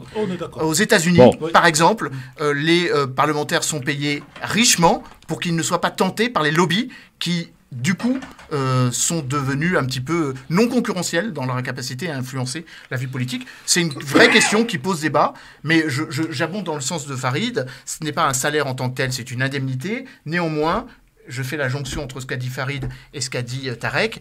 Il est tout à fait scandaleux que des élus touchent beaucoup moins, et je pèse mon mot, qu'un certain nombre de responsables administratifs, trésorier, payeur général, qui parfois peut avoir un salaire de 120 000 à 130 000 euros par mois. Emmanuel l'Arlésienne, d'ailleurs c'est la statut. D'accord. Ah oui, bon, Farid. D'ailleurs, c'est la pub, mon vieux. C'est le statut de l'élu. Dans un instant, vous continuez. Encore des propositions 01 40 33 9000. Pour la nouvelle année, émerveillez-vous avec Un garçon nommé Noël sur Canal+. Explorez de nouvelles destinations avec la série originale Star Wars, le livre de Boba Fett, dès maintenant en streaming sur Disney+, ou flânez dans les rues avec Emily in Paris, saison 2 sur Netflix. Jusqu'au 26 janvier, profitez de la série limitée Canal+ Ciné-Série pendant 24 mois hors option TV+, à 25,99 € par mois les 12 premiers mois. Voir conditions au 3910, service gratuit plus prix appel. Bouygues Télécom. Noé de nos gens rêve d'un nouveau smartphone en cette nouvelle année, mais son porte-monnaie tire un tantinet la tête après les fêtes. Eh bien Noé, bonne nouvelle. Noël continue chez Bouygues Télécom. En ce moment, profitez de 100 € de remise immédiate sur le tout nouveau Samsung Galaxy S21 FE 5G grâce au forfait sensation avec avantage smartphone 90 Go et plus. Et oui, 100 € de remise. Rendez-vous vite en boutique Bouygues Télécom. Offre soumise à condition pour toute nouvelle souscription, engagement 24 mois. Réseau 5G en cours de déploiement. TF1. Ninja Warrior, dès les qualifications, le chrono sera plus que jamais déterminant pour la suite du parcours. Alors, qui sera le plus rapide? Qui va prendre la place du champion des champions et remporter les 100 000 €? Ninja Warrior, le parcours des héros, présenté par Denis Brognard, Christophe Beaugrand et Iris Mittenard. Ce soir à 21h05. TF1, partageons des ondes positives. Carrefour. En 2022, Mathilde veut plus de douceur. Alors pour vous, Mathilde, et pour tous les autres, jusqu'à dimanche, pour un assouplissant concentré Soupline acheté, le deuxième est offert chez Carrefour, Carrefour Market et leur drive. Et oui, à ce prix-là, vous n'allez pas manquer de douceur. En 2022, vos vœux les plus chers sont moins chers chez Carrefour. Carrefour. Différents parfums et litrages disponibles. Détails sur carrefour.fr. Produits dangereux, respectez les précautions d'emploi. France Maghreb 2, France Maghreb 2. Le LGF sur France Maghreb 2 avec Farid Tabsamani, Tarek Mamine, Emmanuel Dupuis et les auditeurs, les propositions. Alors messieurs, c'est vraiment un espace où les auditeurs s'expriment, donc il faut aller vite. Hein. On passe, on retoque ou pas. Là, il nous reste un peu moins de 6 minutes avant de faire votre choix. Et on a une nouvelle proposition qui nous vient de Metz. C'est Wahid qui est avec nous. Bonjour Wahid. Bonjour. Bonjour à toi. Bonjour à tout le monde, toute l'équipe et à tous les auditeurs. Merci Wahid. Alors, ta proposition, mon Wahid, on t'écoute. Alors, c'est une double proposition, mais c'est lié aux impôts. C'est de les rendre plus justes et de linéariser l'impôt sur le revenu pour que tout le monde puisse enfin payer l'impôt, que ce soit les faibles revenus, les très gros revenus, qu'on enlève ces histoires de tranches d'impôts qui deviennent complètement ridicules au XXIe siècle, où on est capable de faire le prélèvement à la source, donc de rendre imposable tout le monde, même les petits revenus. Ça, c'est la première chose pour les particuliers. Pour les professionnels, rendre plus juste l'impôt sur les sociétés des petites entreprises par rapport aux grosses. On voit qu'il y a un écart de 1 pour 5, en gros, entre une petite entreprise et une très grosse, qui va savoir défiscaliser intelligemment et payer au final entre 10 et 15% d'impôt sur les sociétés. Messieurs, on prend? Moi, je suis pour les sociétés parce qu'effectivement, on lit beaucoup de rapports dans lesquels les petites sociétés payent ce qu'ils doivent au centime près, alors que parce qu'ils ne savent pas faire la déduction fiscale, ils ne savent pas utiliser le système. Sauf que l'auditeur, il a commencé par l'impôt sur le revenu. Oui. Non, mais... de manière à ce que tout le monde puisse payer l'impôt sur le revenu. J'ai une difficulté là-dessus. Je serais pour si les plus pauvres ne payaient pas déjà d'autres formes d'imposition. Exemple, la TVA, etc. Donc moi, j'ai peur que ça soit trop lourd pour les plus pauvres. Non, mais si on dit 100 € par... Arrangé. Voilà. Sur le principe, en fait, il y a un principe philosophique là-dessus. Ouais. Est-ce qu'on fait payer tout le monde? Effectivement, ça pourrait dire, ça serait, pourquoi pas, intéressant. Mais la difficulté, c'est que le système de l'impôt sur le revenu, qui est parfois très, très compliqué, fait qu'en fait, on exonère, je ne sais plus quel est le chiffre, mais on exonère notamment les plus faibles. Et si vous êtes faible, il y a une raison, c'est que ça veut dire. Mais par contre, on vous fait payer la taxe sur la télé. Et on vous fait payer d'autres. Mais on vous fait payer d'autres taxes qui des fois peuvent. La TVA, par exemple. Non, mais qui peuvent se voir. Non, mais la décision, 100 € à la base. 0,1 40 33 la proposition est cohérente. Elle serait cohérente si, en même temps qu'il y ait une revalorisation, une généralisation de l'assiette d'imposition pour tous, il y avait une révalorisation, voire une imposition du salaire universel pour tous. Ça, oui. Si chacun touche un salaire, chacun doit payer sa part. C'est ce qui fait société, droits et devoirs des uns et des autres. Là, dans cette dimension-là, oui, ce serait pertinent. Et tout dépendra du taux d'imposition surtout. Alors, nouvelle proposition qui nous vient du standard au 01 40 33 9000. Bonsoir, quel est votre prénom? Ouais, Mimoun. Mimoun, tu nous appelles d'où, Mimoun? Orléans. Orléans, 102.6 ta fréquence. Ta proposition, Mimoun, on t'écoute. Donc là, j'ai vu dans les informations que Éric Zemmour galérait à avoir ses 500 signatures. Oui, il n'y a pas que lui. Je proposerais d'augmenter, passer plutôt à 2000 que de rester à 500. 2000, on retoque les gars, non? Ah bah évidemment qu'on retoque. Non, on peut pas. On peut pas considérer les avoir, mais... Non, mais c'est pas ça. Plus vous allez élever le nombre de parrainage, plus vous être candidat. Voilà, plus vous faites. Non mais plus vous. Non mais c'est pas parce que c'est Zemmour. Quand on parle en général. Je suis favorable à supprimer d'ailleurs. Parce que plus vous en avez, moins le cercle social de ceux qui peuvent prétendre à se présenter se rétrécit. On aurait des candidats. Non mais moi je pense que la décision la plus logique, ce serait l'anonymat du parrainage. Oui. Et surtout faire des barrières. Alors, est-ce qu'on pense ça, par exemple, Mimoun? Ce serait d'une phrase, si je peux me permettre, Christophe, ce serait la négation absolue de la politique, de dire que le seul moyen de lutter contre des candidats avec lesquels ils ne sont pas d'accord, c'est d'avoir un système de blocage administratif. Ce serait quand même une négation du fait démocratique. Bon, alors j'ai noté, avec l'accord de Mimoun, revenir finalement à l'anonymat concernant les parrainages. Voilà. Ok mon Mimoun, tu vois comme quoi t'as appelé. Voilà. À très vite mon Mimoun. 01 40 33 9000 évidemment pour faire vos propositions. On va en prendre une dernière peut-être. Voilà, une toute dernière. On est à 56. Voilà, pour faire votre choix messieurs. La dernière elle nous vient d'où? Qui est-il? Bonsoir. Bonjour. Bonjour, ton prénom? Rachid. Rachid, tu nous appelles d'où Rachid? De Lyon. On t'écoute mon Rachid. Bah moi je disais le petit jeune homme qui vient de parler là, est-ce qu'il est dans la politique? Non mais Rachid, c'est pas son problème. C'est quoi votre proposition à vous? C'est que lui aussi, il a intérêt de lire Blast. Bon, allez Rachid, t'as rien compris au système, c'est faire des propositions, arrêtez vos commentaires, on fait pas du hors-sujet là. Quand on est à l'école, c'est comme ça que ça se passe. Ah, ça agaçant, franchement, on perd du temps pour rien. C'est pas pourquoi ça fait 4. Bah oui, non, mais au bout d'un moment, voilà. 01 40 33 9000. Si on essaie de faire quelque chose, soyons disciplinés, les amis. Sinon, on s'en sort pas. Voilà. Allez, une dernière. Parce que sinon, on perd du temps et ça laisse on perd du temps pour rien. Allô, bonsoir. Oui, bonsoir, Christophe. Ton prénom et ta ville d'appel? Mounir d'Antony. Mounir, on t'écoute pour ta proposition qui sera la dernière pour aujourd'hui. Vas-y. Oui, alors, voilà. Moi, j'ai une proposition. Alors on a supprimé la taxe d'habitation. Oui, enfin en partie. Ce que je trouve excellent. Il y a juste une dernière chose que je souhaiterais proposer, c'est qu'on supprime la taxe foncière sur les biens immobiliers, mais pour les résidences principales, qu'on soit bien d'accord. Voilà, qu'on supprime donc la taxe foncière sur les résidences principales. C'est-à-dire que quand on est propriétaire d'un petit appartement, on n'a plus à payer cette taxe foncière. Bien évidemment, ceux qui ont 10, 15 appartements qui payent la taxe foncière, c'est une chose. On a bien compris. Quand on est des petits propriétaires, j'estime qu'on doit supprimer cette taxe foncière sur les résidences principales précisément. D'accord, merci. Notre ami Farid dirait c'est la francisation des préoccupations de nos auditeurs. Oui, alors moi je trouve que l'idée est pertinente à partir du moment où effectivement c'est assis sur une forme